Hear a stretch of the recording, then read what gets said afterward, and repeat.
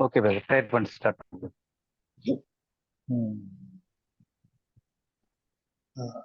நான் பிரதர் பிரசன்னகுமாருக்கு உங்களுக்கு தெரியுங்களா பிரசன்னகுமார் யாருன்னுட்டு? அவர் தான் இந்த ஜூம் ஸ்பான்சர் பண்ணார் நமக்கு. பிளஸ் ஒரு ஹார்ட் டிரைவ் ஸ்பான்சர் பண்ணியிருக்கிறாரு. அவர் தெலுங்கு ஸ்பீக்கிங்கா இருந்தாலும் ரெகுலரா நம்ம மெசேஜ் கேட்கிறாரு. அது அட்டன் பண்ணலனாலும் ரெகுலரா அவர் கேட்கிறாரு. அவர் ஒரு டூர் போயிருக்கும் போது ஒரு சின்ன ஸ்லிப் ஆகி ஒரு லெகமெண்ட் டேர்ன்னு நினைக்கிறேன். And you are supposed to take rest. அவர் எடுக்கல, ஆனா மறுபடியும் அவர் கொஞ்சம் இதுவாகி டோல்ட் டு டேக் ரெஸ்ட். அவருக்காக வேண்டி கூட நம்ம ஒரு நிமிஷம் ப்ரேயர் பண்ணலாம். நல்ல தகப்பனே தேவரீரப்பா, இந்த அருமையான ஞாயிற்று வேலைக்காக ஸ்தோத்திரம் கர்த்தாவே. இந்த நேரத்தில் கூட நாங்கள் உம்முடைய வசனத்தை தியானிக்கவும், ஆண்டவரே அதனுடைய ஆழங்களை சத்தியங்களையும் அறியவும் கொடுத்திருக்க இந்த கிருபைக்காக ஸ்தோத்திரம். எவ்வளவோ பேருக்கு கிடைக்காத இந்த பாக்கியத்தை தேவரீர் அருகதை இல்லாத எங்களை கூட நீர் அருகதையாக்கி கொடுத்திருக்கின்ற அதற்காக ஸ்தோத்திரம். இந்த நேரத்தில் கூட இந்த பைபிள் ஸ்டடிக்கு பலவிதமான விதத்தில் சப்போர்ட் செய்கின்ற பிரசன்னகுமாரனுடைய ஹெல்த்துக்காகவும் அவருடைய அந்த ஆக்சிடென்ட் ஆன அந்த காரியங்களுக்காகவும் ஜெபிக்கின்றோம். அவர் சீக்கிரமாக ரெக்கவரி ஆகி தன்னுடைய ரெகுலர் டேஸை தொடங்க கிருபை பாராட்டும். கண்மணிக்கு கூட ஜெபிக்கிறோம் கர்த்தாவே. கண்மணிக்கு உடல் நல்லது இல்லாமல் போன வாரமும் உடம்பு சரியில்லாமல், இந்த வாரமும் உடம்பு சரியில்லாமல் இருக்கிறத கேள்விப்பட்டோம். மகளுக்காக கூட ஜெபிக்கின்றோம். மகளுக்கு நல்ல ஆரோக்கியத்தையும் நல்லத்தையும் சத்துவத்தையும் கொடுக்கின்றதாக முன்னிருக்கின்றோம். தேவரீர் நாங்கள் ஜெபிக்கின்ற ஜெபம் தேவரீர் உண்மையில் நாங்கள் இருக்கின்ற விசுவாசத்தின் ஒரு எடுத்துக்காட்டாக இருப்பதற்காக ஸ்தோத்திரம். உண்மையில் நாங்கள் உம்மை நோக்கி கேட்டால் நீ தருவீர் என்பதை நாங்கள் விசுவாசிக்கின்றோம். அதற்காக நன்றி செலுத்துகிறோம். தேவரீர் எல்லாம் அறிந்தவர். நாங்கள் கேட்டுதான் கொடுக்க வேண்டும் இல்லை என்றே, ஆனாலும் தேவரீர் நீங்கள் ஜெபிங்கள், உங்கள் விண்ணப்பங்களை தெரியப்படுத்துங்கள் என்று சொன்ன அந்த காரியத்துக்காக வேண்டி நாங்கள் சில நேரத்தில் காரியங்களை விசுவாசத்தோடு எழுதியிருக்கிறோம். நீர் அப்பா பாதுகாப்புகளும் வர முடியாத போனவர்களை கூட தேவரீர் இந்த காரியங்களை அவர்கள் அந்த ரெக்கார்டிங்ஸை அப்புறமா கேட்க கிருபை பாராட்டும்.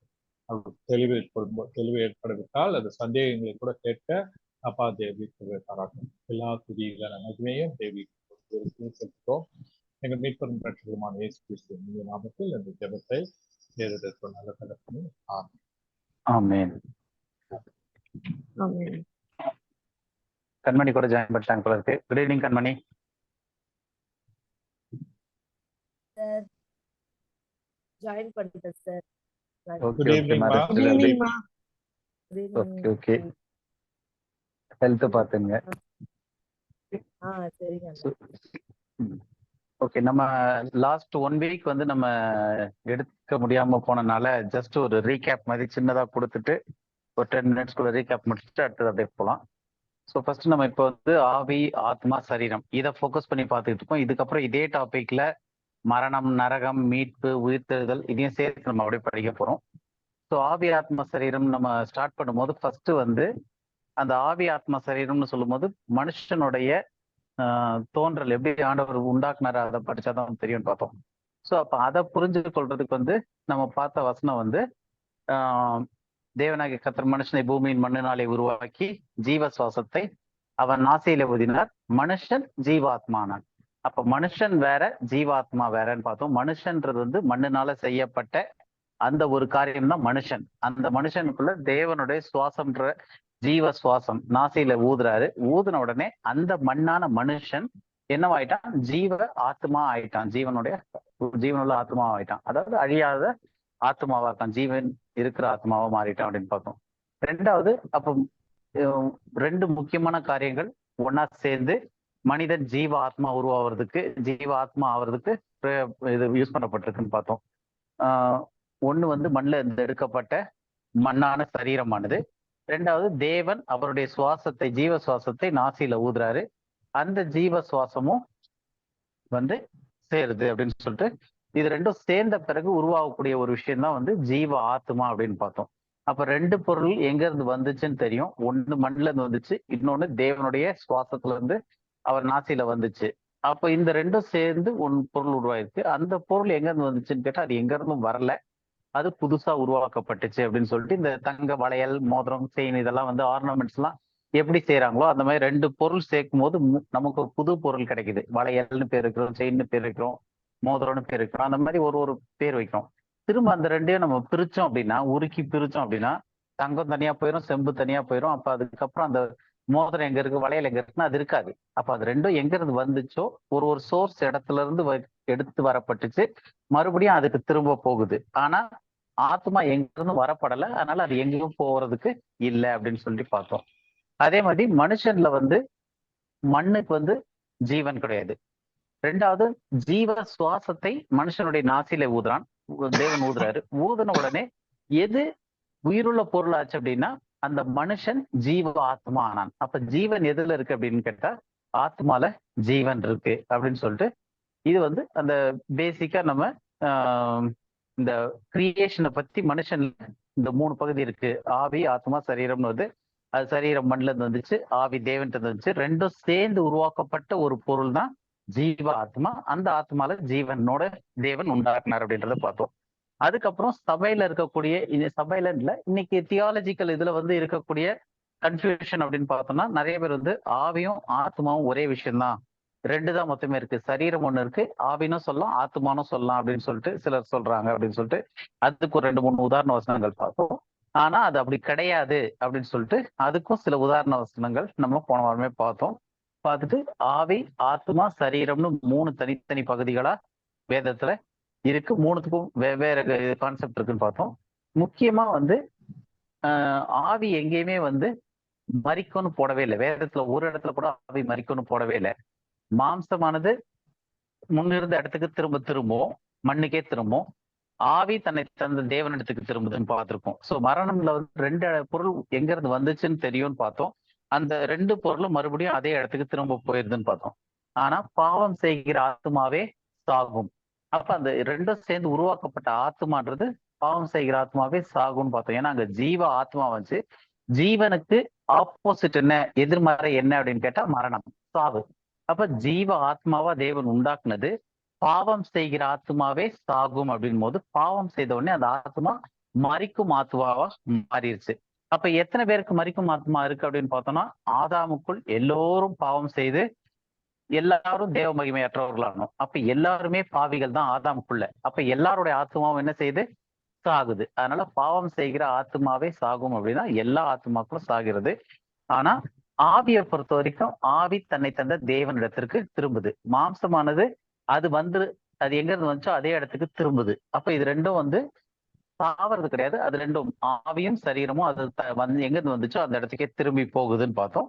ஆனா பாவம் செய்த உடனே மனிதனுடைய ஜீவ ஆத்மா சாகும் ஆத்மாவாக மாறி அந்த ஆத்மா சாகிறது அப்படின்னு பார்த்தோம். சோ அப்ப ஆத்மா சாகிறது. ரெண்டாவது, ஒரு புது விஷயம் வேதத்துல இல்லாத ஒரு பொருளை வந்து இன்னைக்கு எல்லாரும் சொல்லிட்டு இருக்கிறது என்னன்னா ஆவிக்குரிய மரணம் அப்படின்னு சொல்லிட்டு. சோ ஆவிக்குரிய மரணம் அப்படின்ற ஒரு கான்செப்ட் சொல்றாங்க. ஏன்னா அது வந்து அது நம்ம பின்னாடி படிப்போம், அது தவறான புரிதல்ல வரக்கூடியது. ஏன்னா நீ இந்த கனியை புசிக்கும் நாளிலே சாகவே சாவாயினர். ஆனா ஆதாம் வந்து 900 வருஷம் தான். அப்ப முதல்ல அவன் செத்தது வந்து ஆவில செத்துட்டான். அதுக்கப்புறம் 900 வருஷம் கழிச்சு மாம்சத்துல செத்தான்னு ஒரு கான்செப்டை இவங்களா கொண்டு வந்து ஆவிக்குரிய மரணம்னு ஒரு விஷயத்த கொண்டு வராங்க. ஆனா ஆவிக்குரிய மரணம்னு வேதத்துல அப்படி எதுவுமே கிடையாது. ஆக்சுவலா முந்தி இருக்கிறது பார்த்தா மாம்ச மரணம் தான். அதுக்கப்புறம் தான் ஆவிக்குரியதுன்னு கொரிந்தியர்லாம் வந்து 1 கொரிந்தியர்லாம் நம்ம அது பின்னாடி படிப்போம். இப்போதைக்கு அந்த இது தேவையில்லை. ஆனா ஆவிக்குரிய மரணம் அப்படின்ற மாதிரி இன்னைக்கு சபையில பொதுவா கிறிஸ்தவத்துல பேசக்கூடிய அந்த ஆவிக்குரிய மரணம்ன்றது வந்து வேதத்துல சொல்லப்படாது. ஏன்னா ஆவி மரிக்காது. ஆவி தன்னை தேவனிடத்திற்கு தான் திரும்புது. அப்ப அது என்னதுன்றதையும் நம்ம பார்ப்போம். ஸோ இது வரைக்கும் இந்த கன்ஃபியூஷன்ஸ் பத்தி தியாலஜிக்கல் இதுல இருக்கக்கூடிய கன்ஃபியூஷன்ஸ் பார்த்தோம். அதுக்கப்புறம் ஆவி, ஆத்மா, சரீரத்தை வந்து முதல் சரீரம் அப்படின்றத புரிஞ்சுக்கிறதுக்காக அதுல என்னெல்லாம் இருக்குன்ற பிரிவு பார்த்தோம். சரீரம்ன்றது வந்து பூமியினுடைய தூசில இருந்து எடுக்கப்பட்டுச்சு. அது வந்து நம்ம பார்க்குற இந்த மாம்ச சரீரம் அப்படின்றது ஃபர்ஸ்ட் விஷயம்.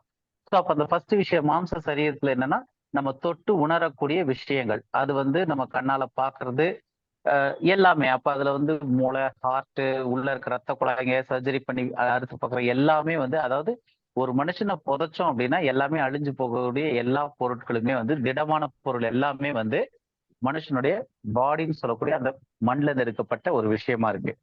அடுத்தது இந்த சரீரத்திற்குள்ள தொட முடியாத இல்லைன்னா ஒரு புலனாகாத ஒரு விஷயங்கள் இந்த சரீரத்திற்குள்ள அடங்கி இருக்கு, இந்த மாம்சத்திற்குள்ள அடங்கி இருக்கு. அது என்னன்னா ஆவி, ஆத்மா. ஸோ ஆவின்றது வந்து மனுஷனுக்கு அவன் நாசியில ஊதினாரு. அந்த ஆவி வந்து நம்ம இன்னைக்கு வரைக்கும் பிரீத் பண்ணி உள்ள எடுத்து போய்கிட்டு வந்துகிட்டு இருக்க சுவாசமா அது கிரியை செஞ்சுக்கிட்டு இருக்கு. மனிதனை ஊக்குவிக்கிற சக்தியா அது வேலை செய்யுது. அப்ப அந்த சுவாசம்ன்றதும் எதுக்குள்ள இருக்குன்னா இந்த சரீரத்துக்குள்ள, மண்ணான சரீரத்துக்குள்ளதான் இருக்கு. ஆனா அதை பார்க்க முடியுமா, தொட முடியுமானா பார்க்க முடியாது. அது வந்து நம்ம சுவாசத்தோட சேர்ந்து போய் வருது. அடுத்து இன்னொன்னு என்ன இருக்கு அப்படின்னு பார்த்தோம்னா ஆத்மா இருக்கு. அந்த ஆத்மாவை பார்க்க முடியும்னா ஆத்மாவையும் பார்க்க முடியாது. அது ஆத்மாவை பத்தி படிக்கும் போது அது என்னன்றதை பார்ப்போம். ஸோ அப்ப இந்த சரீரத்திற்குள்ள ஆவியும் இருக்கு, மனுஷனுடைய ஆத்மாவும் இருக்கு. இது போக ரட்சிக்கப்பட்ட பிள்ளைகளுக்கு தேவன் சொல்லும் போது நீங்களே தேவனுடைய ஆலயமா இருக்கிறீர்கள், தேவனுடைய பரிசுத்தாவி உங்களுக்குள் வாசமா இருக்கு. அப்ப இதே சரீரத்துக்குள்ள, மாம்சத்திற்குள்ள ரட்சிக்கப்பட்டவர்களுக்கு தேவனுடைய ஆவியும் உள்ள சேர்ந்து வாசமா இருக்கு. இந்த கிருபையின் காலத்துல இருக்கிற ரட்சிக்கப்பட்டவர்களுக்கு தேவனுடைய ஆவி நமக்குள்ளே வாசமா இருக்கு. அப்ப இந்த 3 காரியங்களும் கண்ணால பார்க்க முடியாம ஆனா இதே மண்ணான மாம்ச சரீரத்துக்குள்ள இருக்கக்கூடிய விஷயங்கள். அப்ப இந்த சரீரம் பார்க்கும்போது ஒண்ணு காணக்கூடிய மாம்சம், அழிஞ்சு போகக்கூடிய மாம்சம் இருக்கு. இந்த இதுக்கு உள்ள என்ன இருக்கு அப்படின்னு பார்த்தோம்னா ஆத்மா இருக்கு, ஆவி இருக்கு, பரிசுத்த ஆவியும் இருக்கு. அடுத்தது இது போக இந்த சரீரத்தை எதுக்கு ஒப்பீடா பைபிள் சொல்லுதுன்னா மாம்சத்தின் கிரியைகளுக்கு.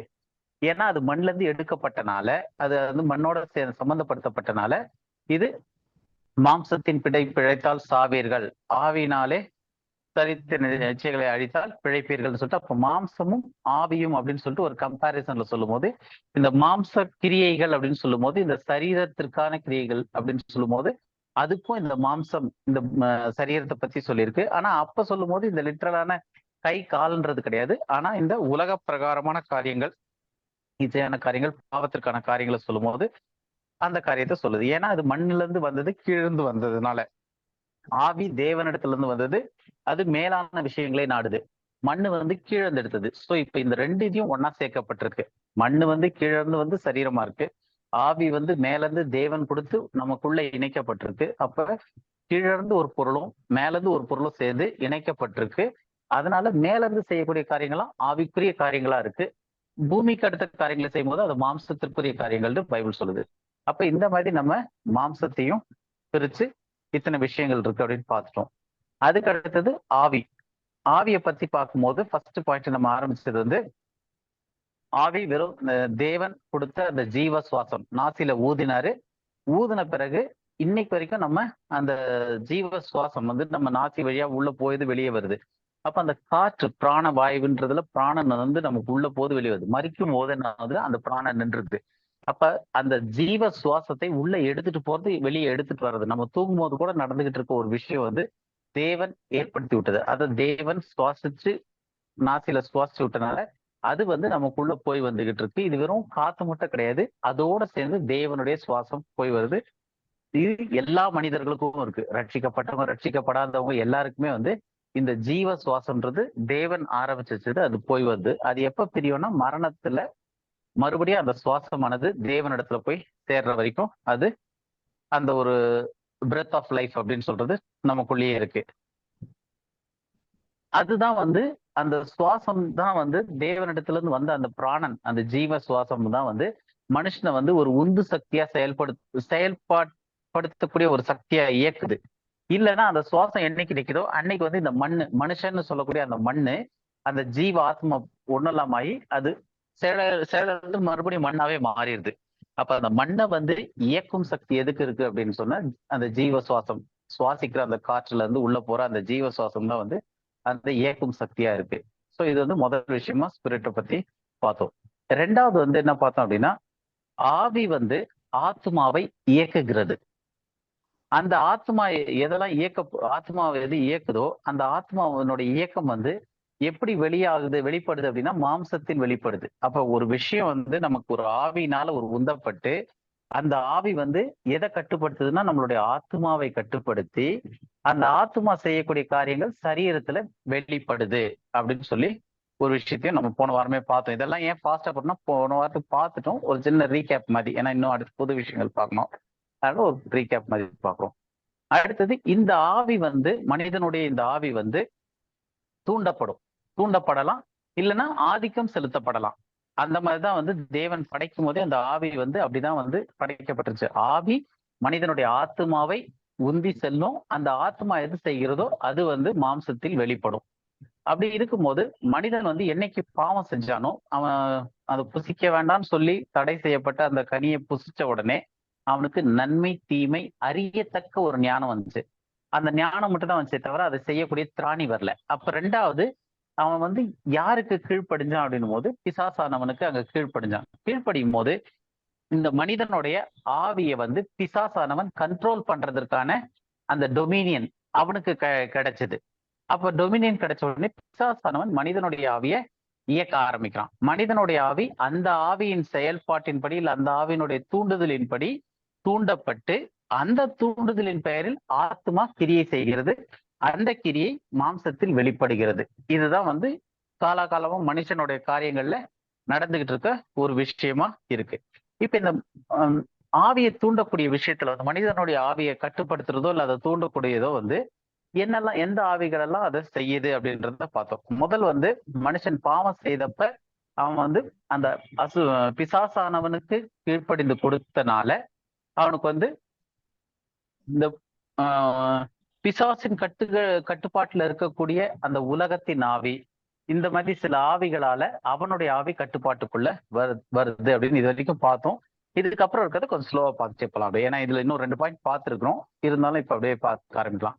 முதல் விஷயம் வந்து மனுஷனுடைய ஆவியை வந்து அவன் பாவம் செய்த போது எதெல்லாம் எந்த ஆவியெல்லாம் கட்டுப்படுத்த ஆரம்பிச்சது அப்படின்னு பார்த்தோம்னா முதலாவது உலகத்தின் ஆவி கட்டுப்படுத்துச்சுன்னு பார்த்தோம்.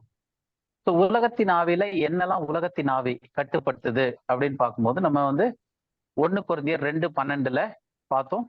நாங்களோ உலகத்தின் ஆவியை பெறாமல் தேவனால் எங்களுக்கு அருளப்பட்டவைகளை அறியும்படிக்கு தேவனிலிருந்து புறப்படுகிற ஆவியை பெற்றோம் அப்படின்னு பார்த்தோம். அப்போ உலகத்தின் ஆவியை பெறாமல் அப்படின்னும் போது இது வந்து பவுல் வந்து ரட்சிக்கப்பட்டவர்களோடு சொல்லும் போது உலகத்தின் ஆவியை பெறாமல் அப்படின்றாரு. ஆனா அப்போ ரட்சிக்கப்படாதவங்க உலகத்தின் ஆவியை தான் பெற்றிருக்காங்க அப்படின்னு பார்த்தோம். உலகத்தின் ஆவியை பெற்றிருக்காங்க. அப்புறம் என்னதான் உலகத்தின் ஆவின்னு லிஸ்ட் பார்த்துக்கிட்டே வந்தோம்.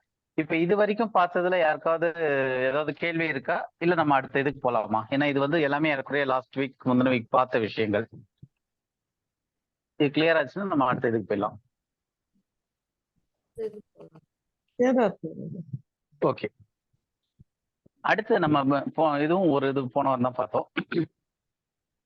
உலகத்தின் ஆவியில என்னெல்லாம் உலகத்தின் ஆவி வருது அப்படின்னு பார்த்தோம்னா ஸ்பிரிட் ஆஃப் ஜெலசி அப்படின்னு சொல்லிட்டு ஆக்சுவலா வந்து தமிழ்ல வந்து எரிச்சலின் ஆவின்னு மொழிபெயர்த்திருக்காங்க. ஓகே, ஆனா கரெக்டானது வந்து பொறாமையின் ஆவி அப்படின்னு சொல்லிட்டு எண்ணாகமத்துல இருந்து பார்த்தோம். எண்ணாகமும் 5:30 யாராவது எடுத்து படிங்க. இதுல இருந்து அப்படியே நம்ம படிச்சுட்டு ஸ்லோவா போலாம். புருஷன் மேல் எல்லாமே நம்ம புருஷன் மேல் எரிச்சலின் ஆவி வருகிறதினால் அவன் தன் மனைவியின் மேல் அடைந்த சமுசயத்துக்கு அடுத்த பிரமாணம் இதுவே. அவன் கர்த்தருடைய சந்நிதியில் தன் மனைவியை நிறுத்துவானாக. ஆசாரியன் இந்த பிரமாணத்தின் படியெல்லாம் அவளுக்கு செய்ய கடவன்.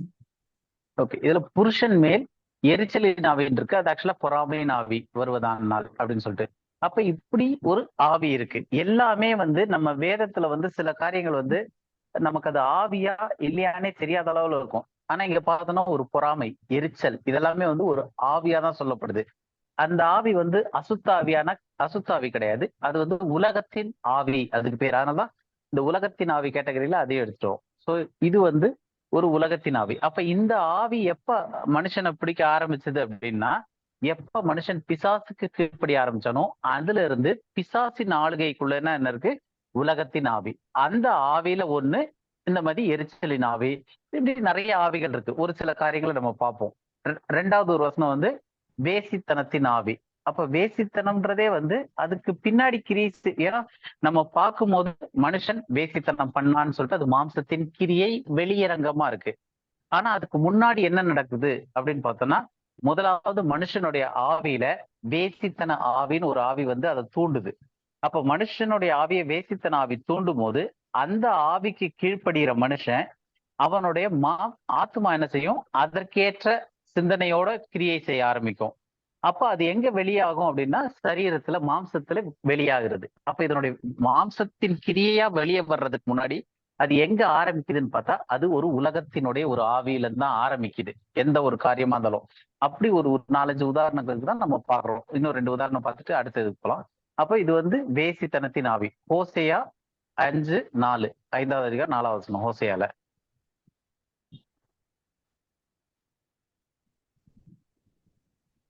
ஹோசேயா 5:4. அவர்கள் தங்கள் தேவனிடத்துக்கு திரும்புவதற்கு தங்கள் கிரியைகளை சீர்திருத்த மாட்டார்கள். வேசித்தன ஆவி அவர்கள் உள்ளத்தில் இருக்கிறது, கர்த்தரை அறியார்கள். அப்ப வேசித்தன ஆவி அவர்கள் உள்ள இருக்கு. அப்ப இது எதுக்காக சொல்ல வரோம்னா, வேசித்தனம்னு நம்ம யோசிக்கும் போது, எரிச்சல்னும் போது அது ஏதோ மனுஷனுடைய ஒரு கிரியையா பாக்குறோம். அந்த ஒரு கிரியைக்கு முன்னாடி ஆரம்பம் எங்க வருது அப்படின்னா, ஒரு உலகத்தின் ஆவி, பிசாசினால் கட்டுப்படுத்தக்கூடிய ஒரு உலகத்தின் ஆவி. அந்த உலகத்தின் ஆவியில ஒண்ணு எரிச்சலின் ஆவி இருக்கு, ஒண்ணு வேசித்தன ஆவி இருக்கு. அது வந்து மனிதனுடைய ஆவியோட இணைந்து அது தூண்டுது மனிதனுடைய ஆவியை. இப்ப இது எல்லாமே என்ன படிக்கிறோம் அப்படின்னா, மனுஷனுடைய ஆவி மற்ற ஆவிகளால தூண்டப்படுது, கட்டுப்படுத்தப்படுது, ஆளுகை செய்யப்படுது. அதன் அடிப்படையில மனுஷன் ஆவியும் தூண்டப்பட்டு அவன் ஆத்துமா அதுக்கேத்த மாதிரி நடக்குது. அந்த நடத்தை மாம்சத்துல வெளியரங்கமா வருது அப்படின்றத புரிஞ்சுக்கிறதுக்கு தான் இதை பார்த்துக்கிட்டு இருக்கோம். அடுத்தது பொல்லாத செய்கைகளின் ஆவி. அதாவது இது எல்லாமே வந்து ஒரு ஆவி. இந்த பொல்லாத செய்கைகளின் ஆவி அப்படின்றதுக்கு நம்ம 2 செட் ஆஃப் வசனம் பார்க்கலாம். இதுலயே ஏறக்குறைய எல்லா இதுமே வந்துடும். கலாத்தியர் 5வது அதிகாரம் 19-21. மாம்சத்தின் கிரியைகள் வெளியரங்கமாய் இருக்கின்றன. அவையாவன விபசாரம், வேசித்தனம், அசுத்தம், காம விகாரம், விக்கிரக ஆராதனை, பில்லிசூனியம், பகைகள், விரோதங்கள், வைராக்கியங்கள், கோபங்கள், சண்டைகள், பிரிவினைகள், மார்க்க பேதங்கள், பொறாமைகள், கொலைகள், வெறிகள், களியாட்டுகள் முதலானவைகளே. இப்படிப்பட்டவைகளை போதும். இது வரைக்கும் போதும். நம்ம அந்த பாயிண்ட் தான். சோ இப்ப இவ்வளவு விஷயம் போட்டிருக்கு. இதுக்கு எல்லாத்துக்கும் 19வது அதிகாரத்துல ஆரம்பிக்கும் போது பார்த்தோம் அப்படின்னா, மாம்சத்தின் கிரியைகள் வெளியரங்கமா இருக்கின்றன. அப்ப இது வந்து எல்லாமே எண்ட் ரிசல்ட் சொல்லுது. அப்ப மாம்சத்தின் கிரியைன்னு சொல்லிட்டு இந்த லிஸ்ட சொல்லுதுன்னா, இதுக்கு முன்னாடி மாம்சத்தின் கிரியை வெளிப்படுறதுக்கு முன்னாடி அது ஆத்மா செயல்படுத்தணும். அந்த ஆத்மா செயல்படுத்தணும்னா நம்மளுடைய ஆவி அதை தூண்டு விடணும். நம்மளுடைய ஆவி அதை தூண்டணும்னா இப்படி ஒரு ஆவி நம்மளை தூண்டணும், நம்மளுடைய ஆவியை தூண்டணும். அப்போ இது எதுவுமே வந்து ஈவில் ஸ்பிரிட் கிடையாது. இப்ப ஈவில் ஸ்பிரிட் பிடிச்சிருக்குன்னு சொல்லிட்டு எல்லாம் பேய் பிடிச்சிருக்கு அப்படின்றாங்க. அப்ப இது வந்து ஒரு அசுத்த ஆவி கிடையாது, அசுத்த கிரியை செய்யக்கூடிய ஒரு ஆவி. ஈவில் பொல்லாத கிரியைகளை செய்யக்கூடிய ஒரு ஆவி. இந்த விபச்சாரம் முன்னாடி பார்த்தோம் இல்லையா, வேசித்தன ஆவின்னு இதுக்கு முன்னாடி வசனத்துல பார்த்தோம். அதே வார்த்தை தான் இங்கேயும் விபச்சாரம் மொழிபெயர்க்கப்பட்டு. அப்ப விபச்சாரம், வேசித்தனம், அசுத்தம், காம விகாரம், இப்படி ஏகப்பட்ட விஷயங்கள் நம்ம அந்த லிஸ்ட் சொல்லுது. அப்ப இது எல்லாமே என்ன அப்படின்னு பார்த்தோம்னா, இதெல்லாம் உலகத்தில் உள்ள ஆவிகள், உலகத்தின் ஆவி. இது வந்து பேய் பிடிக்கிற ஆவியா அப்படின்னு கேட்டா பேய் பிடிக்கிற ஆவி கிடையாது. அப்ப இது வந்து நார்மலா இருக்கும். எல்லாரும் கிறிஸ்தவங்களா இருப்பாங்க, எல்லாமே நல்லா இருக்கும், ஒரு கிரியும் வெளியே தெரியாது. ஆனா இது வந்து உலகத்தின் ஒரு ஆவி. இதுக்கு ஒத்த இன்னொரு வசனம் தான் வந்து கொலோசையர் 3:5-6. ஆகையால் விபசாரம், அசுத்தம், மோகம், துர் இச்சை, விக்கிரக ஆராதனையான பொருளாசை ஆகிய இவைகளை பூமியில் உண்டு பண்ணுகிற உங்கள் அவயவங்களை அழித்து போடுங்கள். இவைகளின் பொருட்டே கீழ்ப்படியாமையின் பிள்ளைகள் மேல் தேவ கோபாக்கினை வரும். ஓகே, அப்போ இந்த விஷயங்கள் இப்ப இதெல்லாமே வந்து ஒரு ஆவிகள் இருக்கு இது பின்னாடின்னு பார்த்தோம். இந்த ஆவிகளினுடைய வெளிப்பாடுதான் வந்து மாம்சத்தின் கிரியையா வெளியரங்கமா காட்டப்படுது. அப்ப அந்த வெளியரங்கமா காட்டுற இந்த மாம்சத்தின் கிரியை வந்து எல்லாமே எதுல வந்து செய்யுதுன்னா, இவைகளின் பொருட்டே, கொலோசியர் 3:6 படிச்ச மாதிரி, இவைகளின் பொருட்டே கீழ்ப்படியாமையின் பிள்ளைகள் மேல் தேவ கோபாக்கினை வரும். அப்ப கீழ்ப்படியாமையின் பிள்ளைகள்னு செட் ஆஃப் மக்கள் இருக்காங்க. யார் அந்த கீழ்ப்படியாமையின் பிள்ளைகள் அப்படின்னு பார்த்தோம்னா, ஆதாமுக்குள் பிறந்த எல்லோரும் கீழ்ப்படியாமையின் பிள்ளைகள்.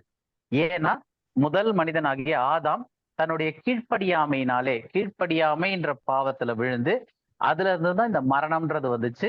அப்பதான் வந்து இந்த உலகத்தின் ஆவி, அசுத்த ஆவி எல்லாத்துக்கும் தன்னுடைய ஆவியை கட்டுப்படுத்தக்கூடிய அந்த ஒரு உரிமையை மனிதன் வந்து கொடுத்துட்டான். இல்லைன்னா அந்த ஆவி வந்து தேவனிடத்துல இருந்த அந்த கட்டுப்பாட்டை வந்து மனிதன் இழந்து பிசாசு கிட்ட கொடுத்தான்.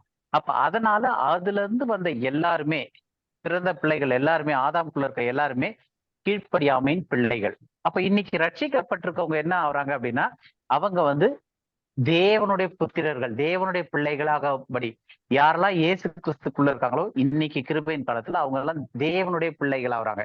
அப்ப 2 குரூப் ஆஃப் மக்கள் இருக்காங்க. ஒண்ணு கீழ்ப்படியாமையின் பிள்ளைகள், ரட்சிக்கப்படாதவர்கள். இன்னொன்னு ரட்சிக்கப்பட்டவர்கள் தேவனுடைய பிள்ளைகளா இருக்கிறாங்க. அப்ப அவங்களுக்கு வேற ஆவி கிரியை செய்து, கீழ்ப்படியாமையின் பிள்ளைகளுக்குள்ள இயற்கை சுபாவமாவே இந்த ஆவிகள்லாம் வேலை செய்யுது.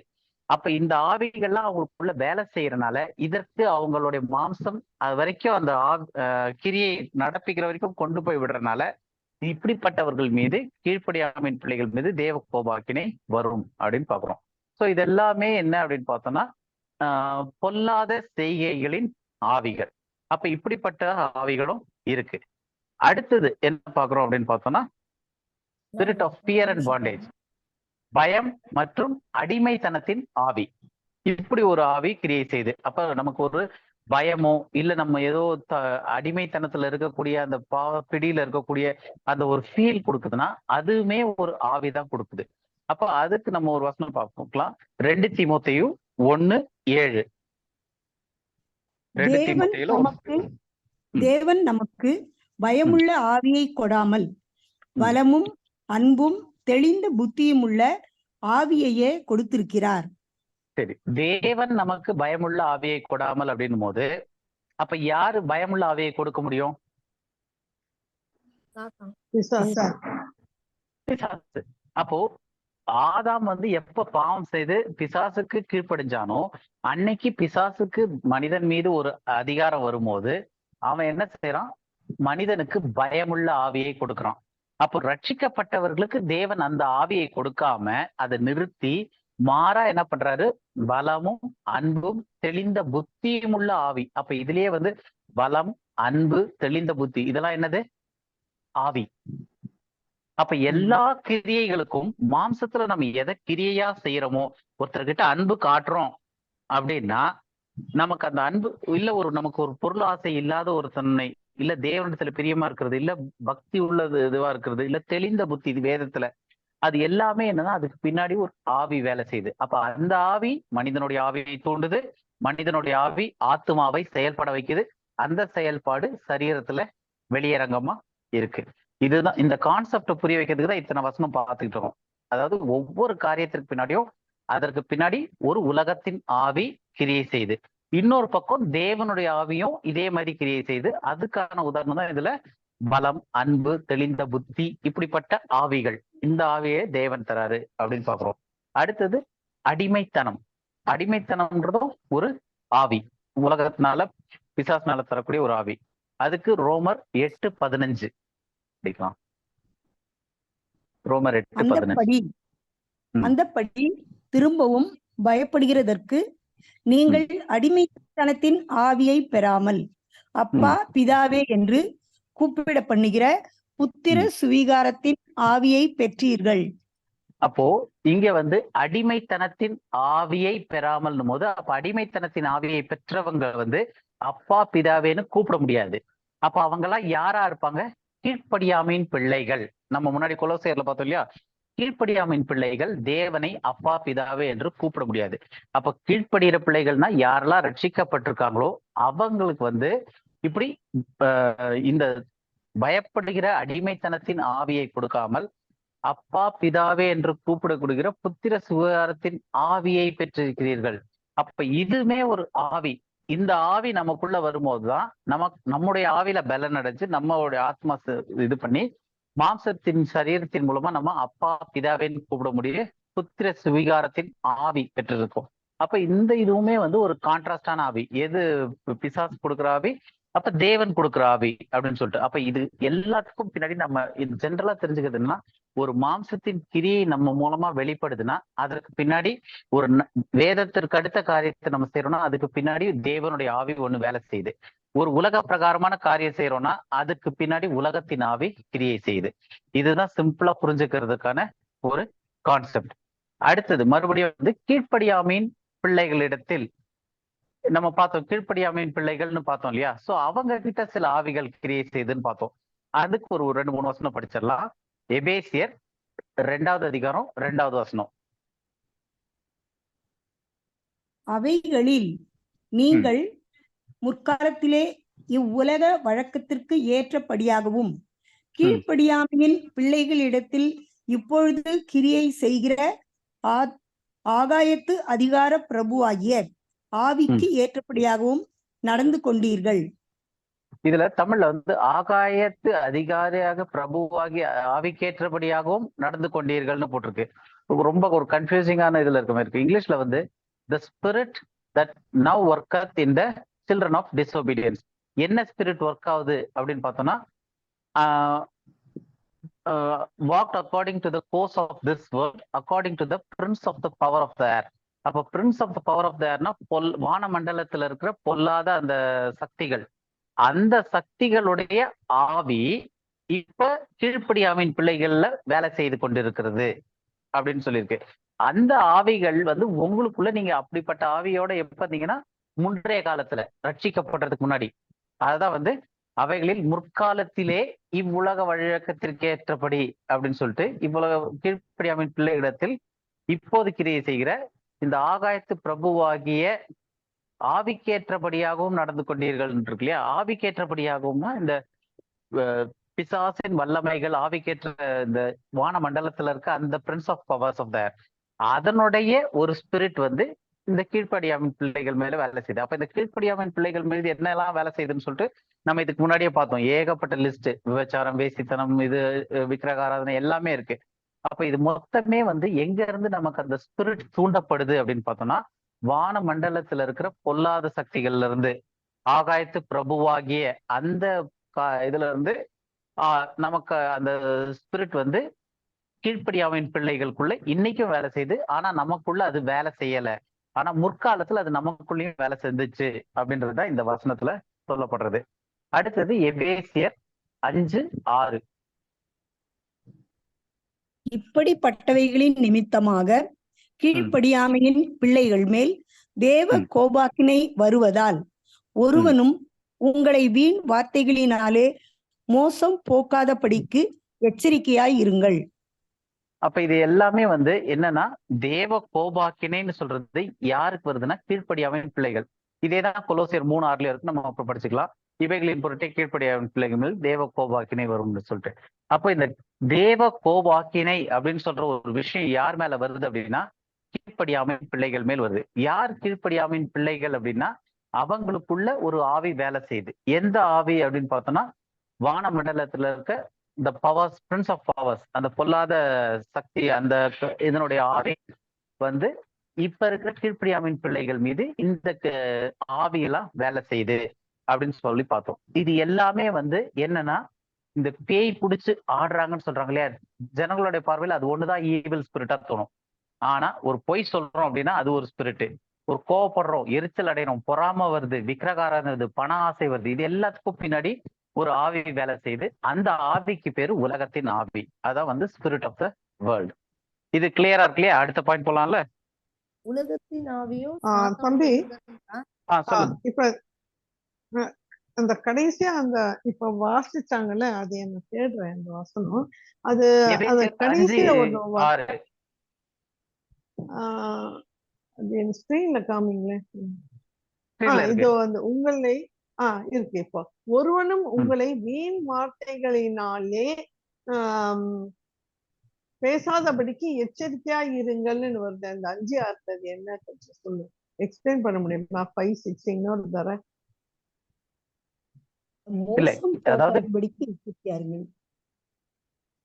அந்த 5:6 இப்படிப்பட்டவைகளின் நிமித்தமாக கீழ்ப்படியாமையின் பிள்ளைகள் மேல் தேவ கோபாக்கினை வருவதால் ஒருவனும் உங்களை வீண் வார்த்தைகளினாலே மோசம் போகாதபடிக்கு எச்சரிக்கையாயிருங்கள். ஆமா. உங்களை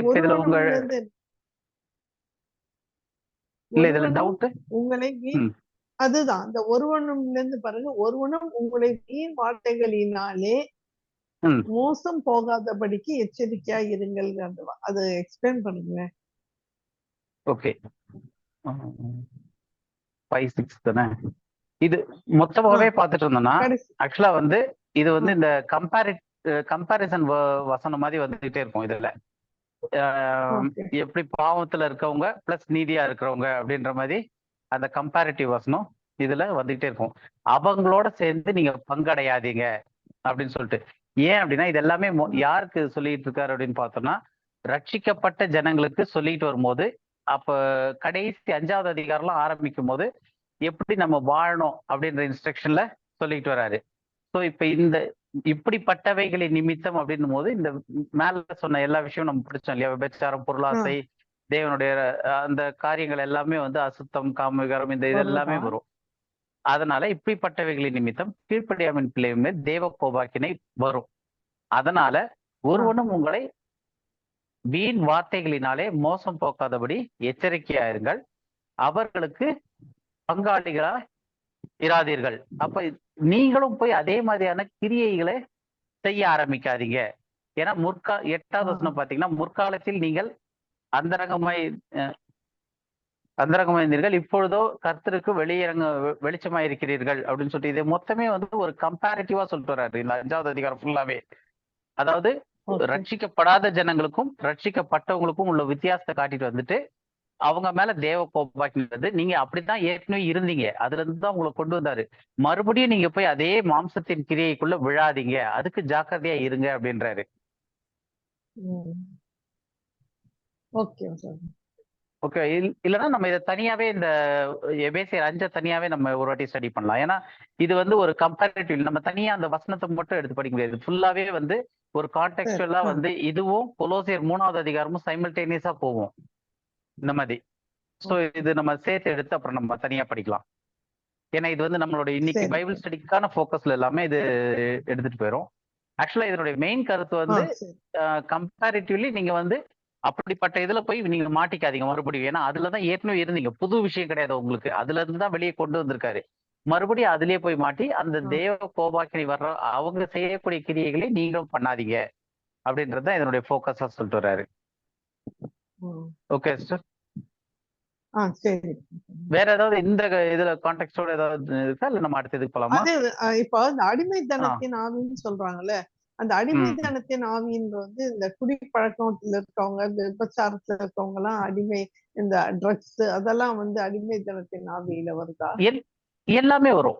அதாவது மனுஷன் தன்னை கட்டுப்படுத்த முடியாம இருக்கக்கூடிய எல்லாமே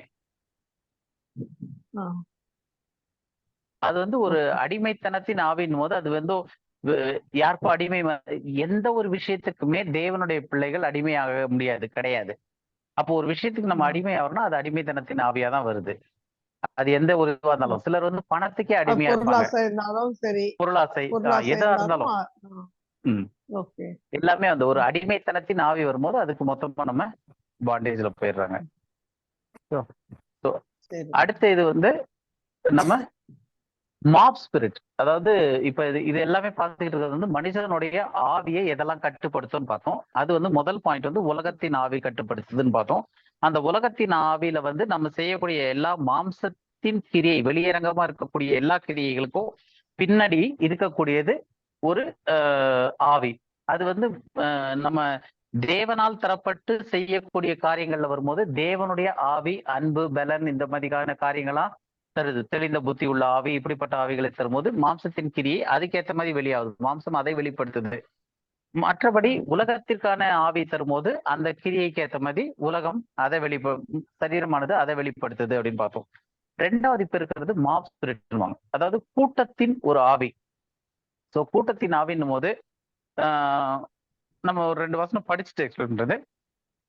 2 நாளாகவும் 21வது அதிகாரம் 16வது வசனம். 2 நாளாகவும் 21:16.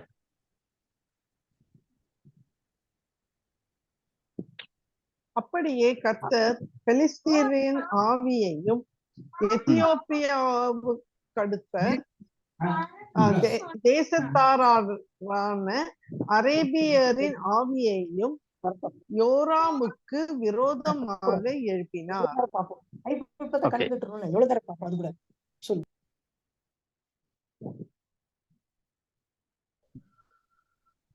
ஹலோ, கேக்குதா?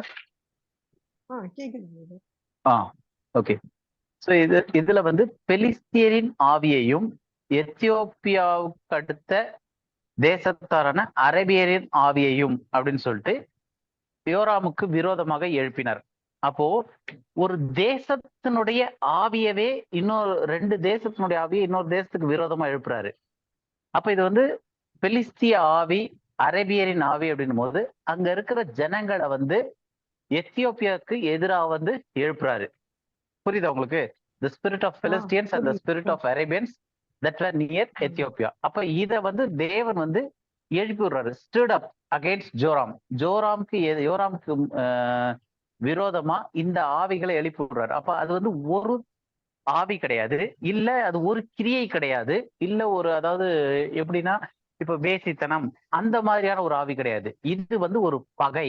ஆனா அதை வந்து இண்டிவிஜுவலா, இப்ப இதுக்கு முன்னாடி பார்த்ததெல்லாம் வந்து இண்டிவிஜுவல். வேசித்தனம்னும் போது மொத்தமா ஒரு கேங்கா போய் இதுன்ட்டு கிடையாது, ஒரு இண்டிவிஜுவலுக்கே அது வரும். அந்த மாதிரி பொருளாசைன்றது ஒவ்வொரு தனி நபருக்குள்ள கிரியை செய்யக்கூடிய ஒரு இது வந்து ஒரு மாப் ஸ்பிரிட். மொத்தமா போய் இப்ப ஒரு ஆள் இதானாலே மொத்தமா எல்லாரையும் இழுத்துக்கிட்டு போவோம், அந்த மாதிரியான ஒரு காரியம். இன்னொரு வசனம் படிக்கலாம், ஏசாயா 19:3.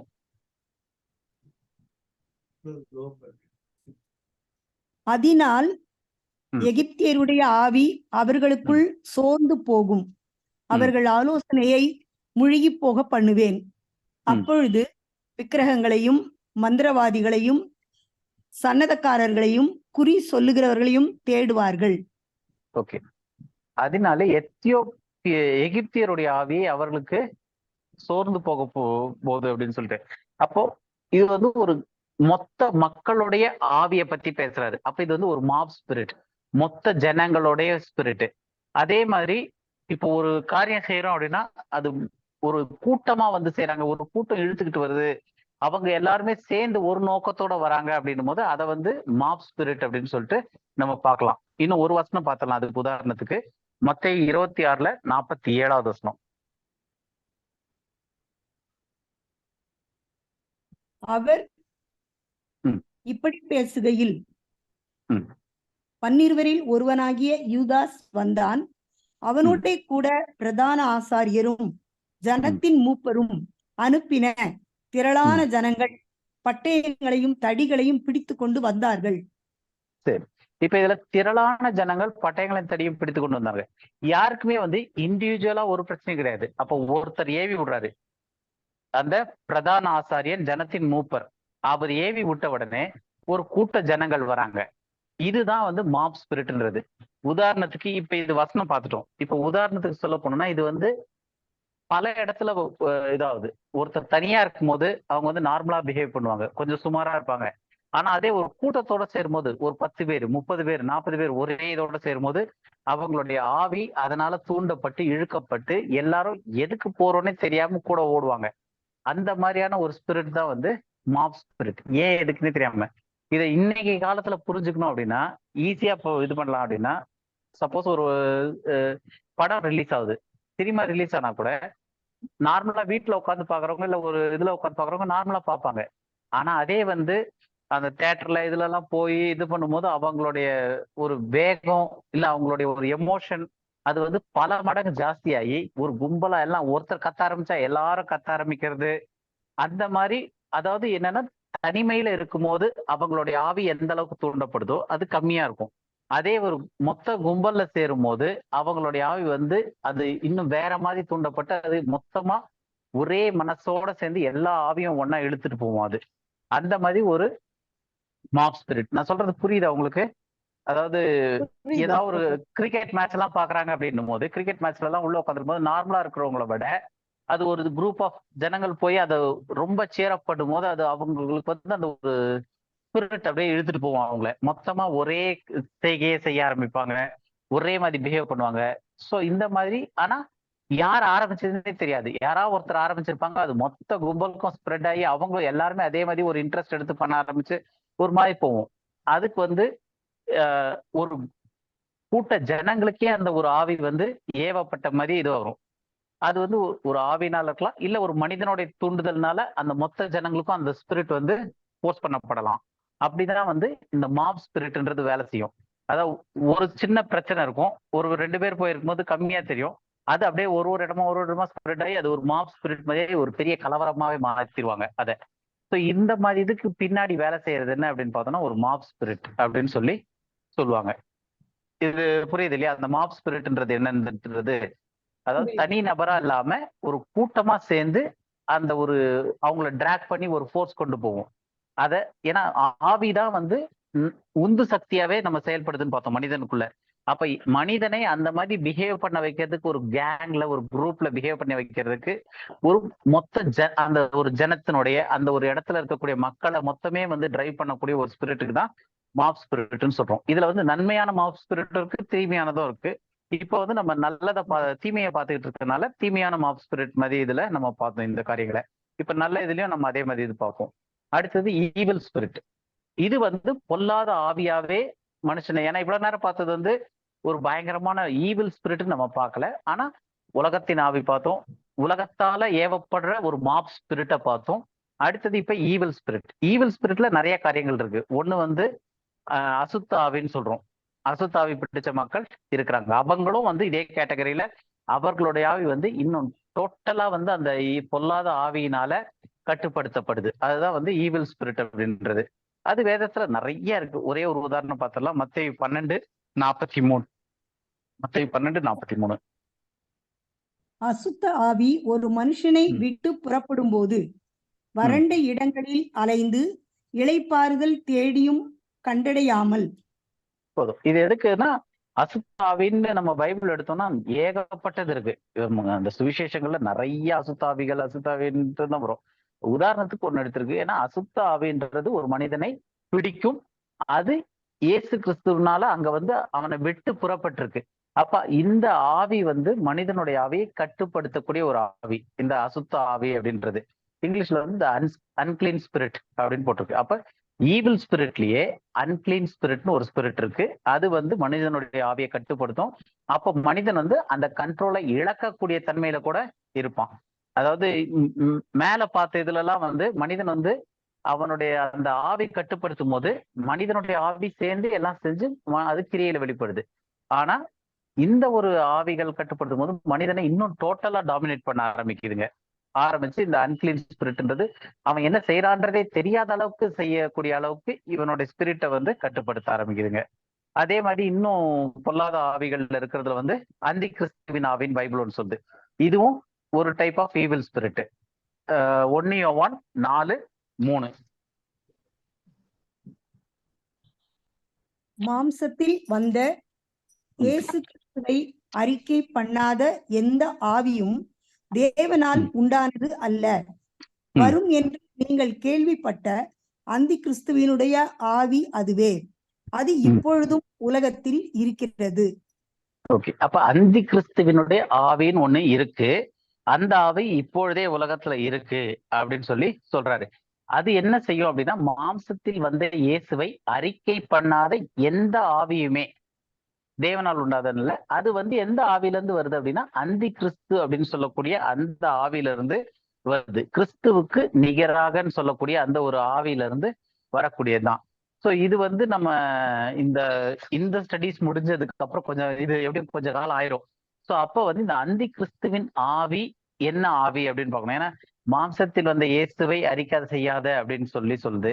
அதே மாதிரி இன்னொரு இடத்துல சொல்லும்போது அந்தி கிறிஸ்துவின் ஆவி வந்து பிதாவையும் குமாரனையும் அறிக்கை செய்யாத ஆவி அந்தி கிறிஸ்துவனுடைய ஆவி அப்படின்னு. ஸோ இது வந்து ஒரு தனி ஸ்டடி, நம்ம இப்ப அதுக்குள்ள போக வேண்டாம். ஏன்னா அது வந்து வேற ஒரு இதுக்கு கொண்டு போயிடும்.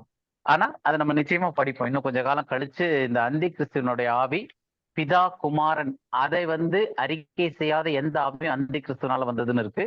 மாம்சத்தில் வந்த இயேசுவை அறிக்கை பண்ணாத எந்த ஆவியுமே வந்து அந்தி கிறிஸ்துவனுடைய ஆவின்னு இருக்கு. ஸோ இப்படி வந்து இந்த ஆவி வந்து என்ன செய்யும்னா இது வந்து ஸ்பிரிச்சுவலோட டீல் பண்ணுது. ரெண்டாவது, நமக்கு நம்மளுடைய இயேசுவை மாம்சத்தில் வந்த இயேசுவை அறிக்கை பண்ண வைக்காம இருக்கிறதுக்கு இந்த அந்தி கிறிஸ்து ஆவி வந்து வேலை செய்யுது அப்படின்றது வரைக்கும் இப்ப புரிஞ்சுக்கலாம் நம்ம. அதனால இது வந்து அந்தி கிறிஸ்துவ ஆவி அப்படின்னு ஒரு ஆவி இருக்கு. மூணாவது முக்கியமான இது ஈவில் ஸ்பிரிட்ல என்ன வருது அப்படின்னு பார்த்தோம்னா, அஞ்சனம் பார்க்கிற ஆவியும் குறி சொல்லுகிற ஆவியும், இப்படியும் ஆவிகள் இருக்கு. இது வந்து நிறைய பேரை வஞ்சிச்சு வச்சிருக்கு இன்னைக்கு.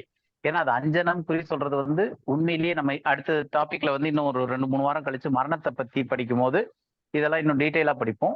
இப்போ வந்து ஜஸ்ட் அந்த வசனத்தை வரைக்கும் பார்க்கலாம். 1 10-13. அப்படியே சவுல் கர்த்தருடைய வார்த்தையை கை கொள்ளாமல் கர்த்தருக்கு செய்த தன் துரோகத்தின் நிமித்தமும் அவன் கர்த்தரை தேடாமல் அஞ்சனம் பார்க்கிறவர்களை கேட்கும்படிக்கு தேடினதின் நிமித்தமும் செத்து போனான். சோ சவுல் வந்து செத்து போனதுக்கே காரணம் சொல்ற மாதிரி சொல்லும் போது, அஞ்சனம் பார்க்கிறவர்களை கேட்கும்படிக்கு தேடினதின் நிமித்தம் செத்து போனான். அவன் கர்த்தர்கிட்ட கேட்காம, கர்த்தர் இடத்துல வராம. அப்ப அஞ்சனம் பார்க்கிறதுன்றது வந்து யாருமே வந்து நான் அஞ்சனம் பார்க்கிறேன்னு பாத்திர முடியாது. அப்ப அந்த அஞ்சனம் பார்க்கறதுக்கு பின்னாடி ஒரு ஸ்பிரிட் வேலை செய்யுது. இங்கிலீஷ்ல வந்து இதுக்கு பேர் அழகா இருக்கும், ஃபெமிலியர் ஸ்பிரிட் அப்படின்னு சொல்லுவாங்க. ஃபெமிலியர் ஸ்பிரிட்னா நமக்கு ஏதோ தெரிஞ்சவங்களை கூப்பிட்டு பேசுறாங்க இல்லையா, அந்த தெரிந்த ஆவி அப்படின்ற மாதிரி, அதுக்கு வந்து இங்கிலீஷ்ல ஃபெமிலியர் ஸ்பிரிட்னு போட்டிருக்கு. தமிழ்ல வந்து அஞ்சனம் பார்க்கிறவர்கள், அஞ்சனம் பார்க்கிற ஆவி. அது ஆக்சுவலா அப்படி தேடி போறது. இந்த அஞ்சனம் பார்க்கிறவர்களை அப்படின்னும் போது அது பேர் வந்து அந்த அஞ்சனம்ன்ற வார்த்தைக்கு வந்து ஃபெமிலியர் ஸ்பிரிட், தெரிந்த ஆவிகளை தேடி பார்க்கிறவங்க அந்த மாதிரி. இது வந்து நம்ம சவுல் வந்து சாமுவேல் எழுப்பி பேசுவார்ட்டு இருக்கும். இதை வந்து நம்ம அந்த மரணம் டாபிக் வரும்போது இதை பத்தி படிப்போம். ஸோ அந்த ஒரு காரியத்துல இருக்கக்கூடியதும் அதுக்கு பின்னாடி வேலை செய்யறது ஒரு ஆவிதான். அஞ்சனம் பார்க்கிற ஒரு ஆவி வேலை செய்யுது. அதே மாதிரி குறி சொல்றதும் அதே ஏற்கனவே அஞ்சனம் பார்க்கறதும் குறி சொல்றதும் சேம், 2 வார்த்தைகளை பயன்படுத்தப்பட்டிருக்கு. அதனுடைய ஆவியும் குறி சொல்றதுன்றதும் வந்து உனக்கு என்ன நடக்க போகுது இது அந்த மாதிரி சொல்றது. அஞ்சனம் பார்க்கிறதுன்றது தெரிஞ்ச ஆவிகளை எழுப்பி வர வச்சு சொல்றது அந்த மாதிரி. இப்ப அதுக்கு ஒரு வசனம் படிப்போம். அப்போஸ்தலர் 16வது அதிகாரம் 16வது வசனம். நாங்கள் ஜெபம் பண்ணுகிற இடத்துக்கு போகையில் குறி சொல்ல ஏவுகிற ஆவியை கொண்டிருந்து குறி சொல்லுகிறதினால் தன் எஜமான்களுக்கு மிகுந்த ஆதாயத்தை உண்டாக்கின ஒரு பெண் எங்களுக்கு எதிர்பட்டாள். ஓகே, இப்ப இதுல வந்து ஒரு பெண் எதிர்பட்டிருக்கா. அவ யாருன்னா, நாங்கள் ஜெபம் பண்ணுகிற இடத்திற்கு போகையில் குறி சொல்ல ஏவுகிற ஆவியை கொண்டிருந்த. அப்ப அந்த லேடிக்கு வந்து தனி ஒரு பவர் மாதிரி இருக்கு.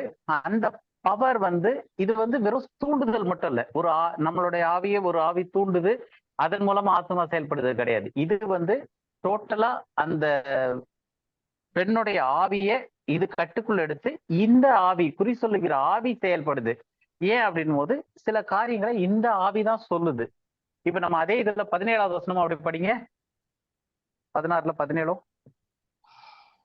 அவள் பவுலையும் எங்களையும் பின்தொடர்ந்து வந்து இந்த மனுஷர் உன்னதமான தேவனுடைய ஊழியக்காரர், ரட்சிப்பின் வழியை நமக்கு அறிவிக்கிறவர்கள் என்று சத்தமிட்டாள்.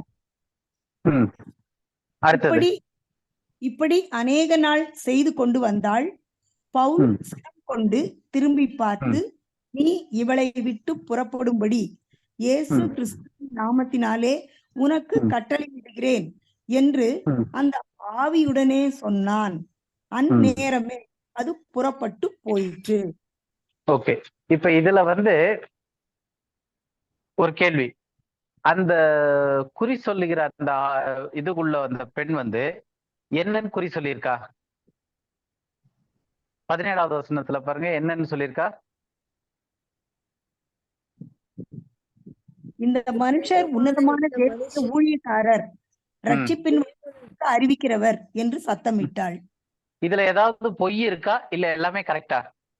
எல்லாம் கரெக்ட். வேற யாருமே பதில் சொல்லவே இல்லையே. எல்லாமே கரெக்டா? கரெக்ட் தான். எல்லாமே கரெக்ட். அதுவும் அந்த மக்களுக்கு புரியாதப்ப இவ எவ்வளவு தெளிவா சொல்றா. ஆனா எப்படி சொல்றா அப்படின்னு பார்க்கும்போது, அவளா அதை சொல்லல, அவளுக்குள்ள வேலை செய்யற அந்த குறி சொல்லுகிற ஆவி அவளை வந்து என்னன்னு சொல்ல வச்சிருக்கு, பின்தொடர்ந்து வந்து இந்த மனுஷர் உன்னதமான தேவனுடைய ஊழியக்காரர், முதல் பாயிண்ட். 2வது, ரட்சிப்பின் வழியை நமக்கு அறிவிக்கிறார்கள் என்று சத்தமிட்டாள். அப்ப இது ரெண்டுமே வந்து அததான் அவங்க செஞ்சுக்கிட்டு இருக்காங்க. அதை வந்து ரொம்ப தெளிவா கரெக்டா சொல்றா. ஆனா 18வது வசனம் படிங்க. இப்படி அநேக நாள் செய்து கொண்டு வந்தாள். பவுல் சினம் கொண்டு திரும்பி பார்த்து, நீ இவளை விட்டு புறப்படும்படி இயேசு கிறிஸ்துவின் நாமத்தினாலே உனக்கு கட்டளையிடுகிறேன் என்று அந்த ஆவியுடனே சொன்னான். அந்நேரமே அது புறப்பட்டு போயிற்று. அப்ப நீன்னு சொல்றது வந்து இங்க வந்து நீ இவளை விட்டு புறப்பட்டுன்னு அந்த நீ வந்து ஒரு ஆவிய சொல்றாரு. நீ இவளை விட்டு புறப்பட்டு போயின்னு என்னன்னு இவருக்கு ஏன் அப்படி சொல்றாரு? இப்படி அநேக நாள் அவள் செய்து கொண்டு வந்தால் பவுல் சினங்கொண்டு திரும்பி பார்த்து இத சொல்றாரு. அப்போ இதுல இருந்து என்ன புரியுது உங்களுக்கு? அவ சொன்ன விஷயம் என்னன்னு பார்த்தோம்னா, தினம் வந்து இந்த மனுஷர் உன்னதமான தேவனுடைய ஊழியக்காரர், ரட்சிப்பின் வழியை நமக்கு அறிவிக்கிறார்கள். இதை விட ஒரு நல்ல செய்தி இருக்குமா? டாக்ஸ் கொடுக்குற மாதிரி ஒரு அனௌன்ஸ்மெண்ட் மாதிரி மீட்டிங்காக ஒரு ஆளை ஏற்பாடு பண்ணி சொன்ன மாதிரி அது. இவங்க போற இடத்துல வந்து டெஸ்டிமனி கொடுத்துட்டு இருக்கா. இந்த மனுஷர் உன்னதமான தேவனுடைய ஊழியக்காரர், ரட்சிப்பின் வழியை நமக்கு அறிவிக்கிறார்கள் என்று சத்தமிட்டார். ஆனா இப்படி செஞ்சுக்கிட்டு இருக்கும் போது பவுல் சினம் கொண்டு கோபம் அடைந்து திரும்பி பார்த்து இந்த உள்ள இருந்த அந்த குறி சொல்ற ஆவியை பார்த்து இவளை விட்டு போனோடனே அந்நேரமே அவள் போயிற்று. அதனுடைய விளைவு நீங்க அந்த அதிகாரத்தை எடுத்து படிச்சு பாத்தீங்கன்னா, அதனுடைய விளைவு அவர்களுடைய எஜமான்களுக்கு வந்து அவளால குறி சொல்ல முடியாம போயிருது. அந்த ஒரு சக்தி அவளுக்கு அவள்கிட்ட இருந்து வெளியே போயிடுச்சு. போனனால அவ குறி சொல்ல முடியல. அதனால எல்லாரும் கோபம் அடைந்து பவுல் எடுத்துன்னு போய் ரோமர் கிட்ட கொடுத்து அதுல கடைசியில அவரை சிறையிலேயே தூக்கி போட்டுறாங்க. அப்போ பார்த்தோம் அப்படின்னா அந்த பொண்ணு வந்து குறி சொல்ற அந்த ஸ்திரீ வந்து அங்க குறி சொல்லிக்கிட்டு இருக்கும் போது அவ வந்து சொன்ன விஷயங்கள் உண்மையான விஷயம். அது வந்து பவுலுக்கு ஒரு அனௌன்ஸ்மெண்டா, ஒரு டெஸ்டிமனியா, ஒரு அட்வர்டைஸ்மெண்ட் மாதிரியே போய்கிட்டு இருந்துச்சு. ஏன்னா குறி சொல்ற பொம்பளையே அங்க இருக்கிறவங்களா மதிச்சாங்க. ஏன்னா அவங்களுக்கு தேவையானதெல்லாம் அவ சொல்றா. அவளே ஒரு விட்னஸ் சொல்றா, இவங்களை பத்தி இவர் வந்து ஜீவனுள்ள தேவனுடைய மனுஷர்கள் ஊழியர் செய்யறாங்க, இவங்க வந்து ரட்சிப்பின் செய்தி சொல்றாங்க அப்படின்னு சொல்லிட்டு அவ சொல்றா. ஆனா அதை துரத்தி விட்டு அதை நிறுத்தி அதை அவளை சொல்ல விடாம ஆக்கிட்டு அதன் விளைவாக இவங்க சிறையில இருக்காங்க. இப்ப இத பத்தி நீங்க என்ன நினைக்கிறீங்க? இது இந்த சம்பவத்துல என்ன புரியுது? யாராவது ஒரு 2 பேர் சொல்லலாம் என்ன புரியுதுன்னு. சத்தியத்தையே சொன்னாலும் அது குறி சொல்ற ஆவி சொல்லக்கூடாது. ஓகே. ஏன்னா குறி சொல்ற ஆவி இன்னைக்கு இயேசு கிறிஸ்து மெய்யான தேவன் சொல்லிட்டு நாளைக்கு இயேசு கிறிஸ்து சாத்தான் சொல்றதுக்கு வாய்ப்பு இருக்கு. மெயின் என்னன்னா, குறி சொல்லுகிற ஆவி தேவன் அருவருக்கிற ஒரு விஷயம். தேவனையே துதிக்கிறதா இருந்தாலும், சத்தியமே சொல்றதா இருந்தாலும், தேவனுக்கு அருவருப்பான ஒரு விஷயத்தின் மூலமா அதை நம்ம செய்யறோம் அப்படின்னும் போது அதை தேவன் அங்கீகரிக்கிறது கிடையாது. அதை விட நம்ம கஷ்டப்பட்டோ கொஞ்சமா செஞ்சோ தேவன் அனுமதிக்கிற மாதிரி மெத்தட்ல செஞ்சோம்னா தான். இது எங்க போய் லிங்க் பண்ண தோணுது அப்படின்னா, இன்னைக்கு வந்து எப்படியாவது சுவிசேஷம் அறிவிக்கப்பட்டா சரிதான் அப்படின்னு சொல்லிட்டு என்னத்தை வேணா செய்யறாங்க இல்லையா? அத இன்னைக்கு மட்டும் பவுல் இருந்து திரும்பி பார்த்துருந்தாருன்னா என்ன திட்டிருப்பாரு. அப்ப நம்ம இன்னைக்கு சொல்றது என்னன்னா, நல்லதோ கெட்டதோ ஏதோ ஒரு விஷயத்துல சுவிசேஷம் வெளியே போதில்ல, போதும் பரவாயில்ல அப்படின்னு. அப்படி வந்ததுலதான் விளைவு இந்த ரோமன் கத்தோலிக்க சபைன்னு ஆரம்பிச்சு கான்ஸ்டன்டைன் வந்து இந்த உலகம் முழுவதும் அப்படியே இந்த ரோம சாம்ராஜ்யம் முழுக்க ஒரே மதமா கொண்டு வரணும்னு சொல்லி ஆரம்பிச்சது. அன்னைக்கு ஆரம்பிச்சது இன்னைக்கு வரைக்கும் நம்ம அதனுடைய கலையை புடுங்கிக்கிட்டே இருக்கிறோம். அதுவும் ரொம்ப கொஞ்சம் பேருக்கு நம்ம கஷ்டப்பட்டு எடுத்து பார்த்துக்கிட்டு இருக்கோம். நம்மளே பாதி இது கலைனே தெரியாம இன்னும் கூட இருக்கிறோம் எல்லாருமே. அப்ப அவ்வளவு விஷயங்களை வந்து கொண்டு வந்ததுக்கான காரணம் வந்து தேவன் எப்படி வைக்கிறாரோ, தேவன் அருவருக்கிற காரியத்தின் மூலமா தேவ நாமத்தை நம்ம பிரஸ்தாவப்படுத்துவோம் அப்படின்னு சொல்லிட்டு எப்படி இருந்தாலும் ஃபைனலா என் ரிசல்ட் என்ன, சத்தியம் வெளியே போகுது அவ்வளவுதானே அப்படின்னு சொல்லிட்டு இன்னைக்கு செய்யறது வந்து தேவன் அருவருக்கிற ஒரு விஷயம். அதை தேவன் எதிர்பார்க்கல. ஏன்னா தேவனுக்கு வந்து இன்னைக்கு கிருபையின் காலத்துல எவ்வளவு குவான்டிட்டி வருதுன்றது கிடையாது. அப்படி நினைச்சிருந்தாருன்னா தேவன் வந்து இப்படின்னு ஒரு வானத்தையும் பூமியும் ஒரு வார்த்தையினால உண்டாக்குனவரு எல்லாரும் ரட்சிக்கப்படுவதாக அப்படின்னு சொல்லி ஒரு வார்த்தையில முடிச்சிடலாம். நம்ம போய் தெருவா சொல்லணும்னு அவசியம் கிடையாது.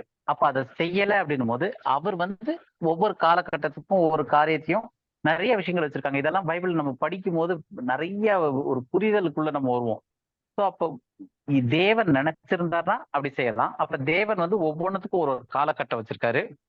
நம்ம ஏற்கனவே பார்த்திருக்கோம், தேவன் இந்த கிருபையின் காலத்துல சரீரமாகிய சபையை உலக தோற்றத்துக்கு முன்னாடியே முன்குறித்து வச்சிருக்காரு. பிதா ஒருவனை அழைக்காவிட்டால் ஒருவனும் பிதாவின் இடத்தில் வரான் அப்படின்ட்டு இருக்கு. அப்ப ஒருவன் பிதாவினிடத்தில் வரான் அப்படின்னா நிச்சயமா பிதா அவனை அழைத்திருக்கணும். அழைத்திராவிட்டால் ஒருவனும் வர முடியாது. இன்னொரு இடத்துல இயேசு கிறிஸ்து சொல்றாரு, நான் தூக்கப்பட்டேன் அல்லாகில் எல்லோரும் இழுத்துக்கொள்வேன் அப்படின்றாரு. அப்ப எல்லாத்துக்கும் ஒரு காலகட்டங்கள் இருக்கு. ஆனா நம்ம என்ன பண்றோம், இப்பயே எல்லாரையும் ரட்சிக்கப்பட வச்சிடணும், எப்படியாவது ரட்சிக்கப்பட வச்சிடணும்னு சொல்லிட்டு ஓடுறதுனால இது தவறுதலான, வேதத்திற்கு புறம்பான சில காரியங்கள் எல்லாத்தையும் உள்ள கொண்டு நம்ம பாக்குறதுக்கு ஓகே நல்லதா செய்யறோம் அப்படின்னு நினைக்கிறோம். ஆனா தேவன் அருவருக்கக்கூடிய காரியங்களா அது இருக்கும். இது கிளியரா இல்லையா? புரியுது இல்லையா இந்த என்ன சொல்ல வரேன்ட்டுன்னு? ஓகே. அதனால இந்த மாதிரி இது எல்லாமே எதுல நடந்திருக்கு அப்படின்னா, இந்த குறி சொல்லுகிற ஆவி, குறி சொல்லுகிற ஆவியின் மூலமா சத்தியமே வந்தாலும், அப்ப தேவன் விரும்பாத, தேவனுடைய சித்தம் வைக்காத அருவருப்பான காரியத்தின் மூலமாக, இல்ல சில இதன் மூலமாக சத்தியத்தை நம்ம எப்படியோ மாஸ் மீடியால பயங்கரமா சொல்றோம், அது நமக்கு பெரிய அனௌன்ஸ்மெண்டா இருக்கு, நல்லதா நடக்குது அப்படின்னு நினைச்சாலுமே அது தவறானது. ரெண்டாவது, அந்த தவறை பவுல் திருத்தி முடிச்ச உடனே அப்படியே பயங்கரமா கிரியை நடந்து அப்படியே ஃபுல்லா ரட்சிக்கப்பட்டு அப்படியெல்லாம் ஆகல. என்னாச்சு? அடி வாங்கிட்டு ஜெயிலுக்கு போயிட்டார் பவுல். அப்ப என்ன உலக பிரகாரமா யோசிக்கணும்னா, அந்த பொம்பளை குறி சொல்றாலோ என்ன சொல்றாலோ நல்லா அனௌன்ஸ் பண்ணி நல்லா மக்களுக்கு அனௌன்ஸ் பண்ணியிருந்தா எல்லாம் ரட்சிக்கப்பட்டு இருந்தாங்க. பவுல் சும்மா இல்லாம போய் அவ்வளவு குறி சொல்றவளை ஓட்டி விட்டுட்டு கடைசியில இப்ப போய் ஜெயில உட்காந்துருக்காரு. இதுக்குதான் ஒழுங்கா ஊழியம் பண்ணிருக்கணும் அப்படின்றதுன்னு. அப்போ மனிதனுடைய பெர்ஸ்பெக்டிவ், மனிதனுடைய பார்வை வேற மாதிரி இருக்கு, தேவனுடைய பார்வையும் செய்கையும் வேற மாதிரி இருக்கு. அப்ப தேவன் அருவருக்கிற காரியங்களை அதன் மூலமாக நம்ம நல்லதே செய்ய நினைச்சாலும் அது தவறான விஷயம்தான். இது இந்த டாபிக்ல ஒரு சைட் நோட் தான் இது.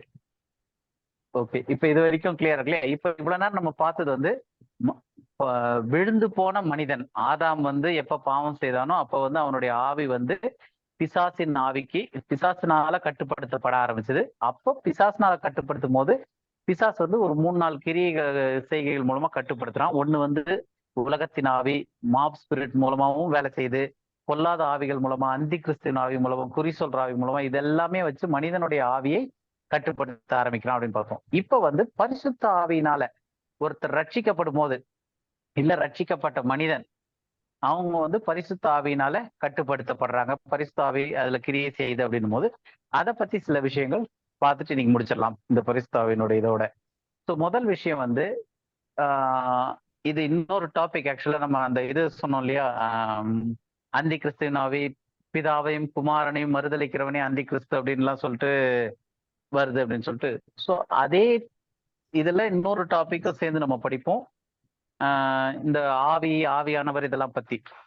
இன்னைக்கு நம்ம பொதுவா பார்க்கறதுக்கு பரிசுத்த ஆவி, தேவனுடைய ஆவி, கர்த்தருடைய ஆவி அப்படின்னு நிறைய பைபிள்ல வருது.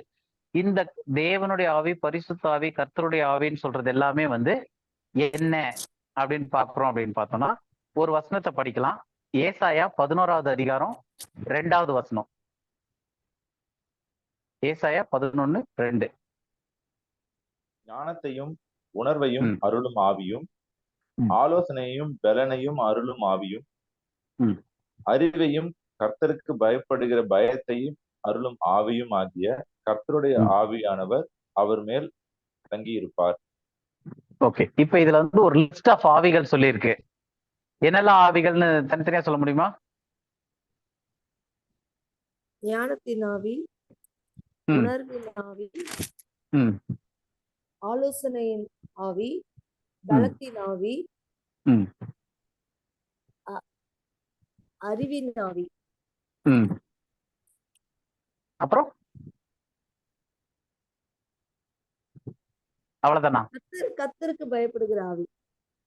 கர்த்தருக்கு பயப்படுகிற ஆவி. இந்த ஆவியெல்லாம் சேர்ந்தது கர்த்தருடைய ஆவி.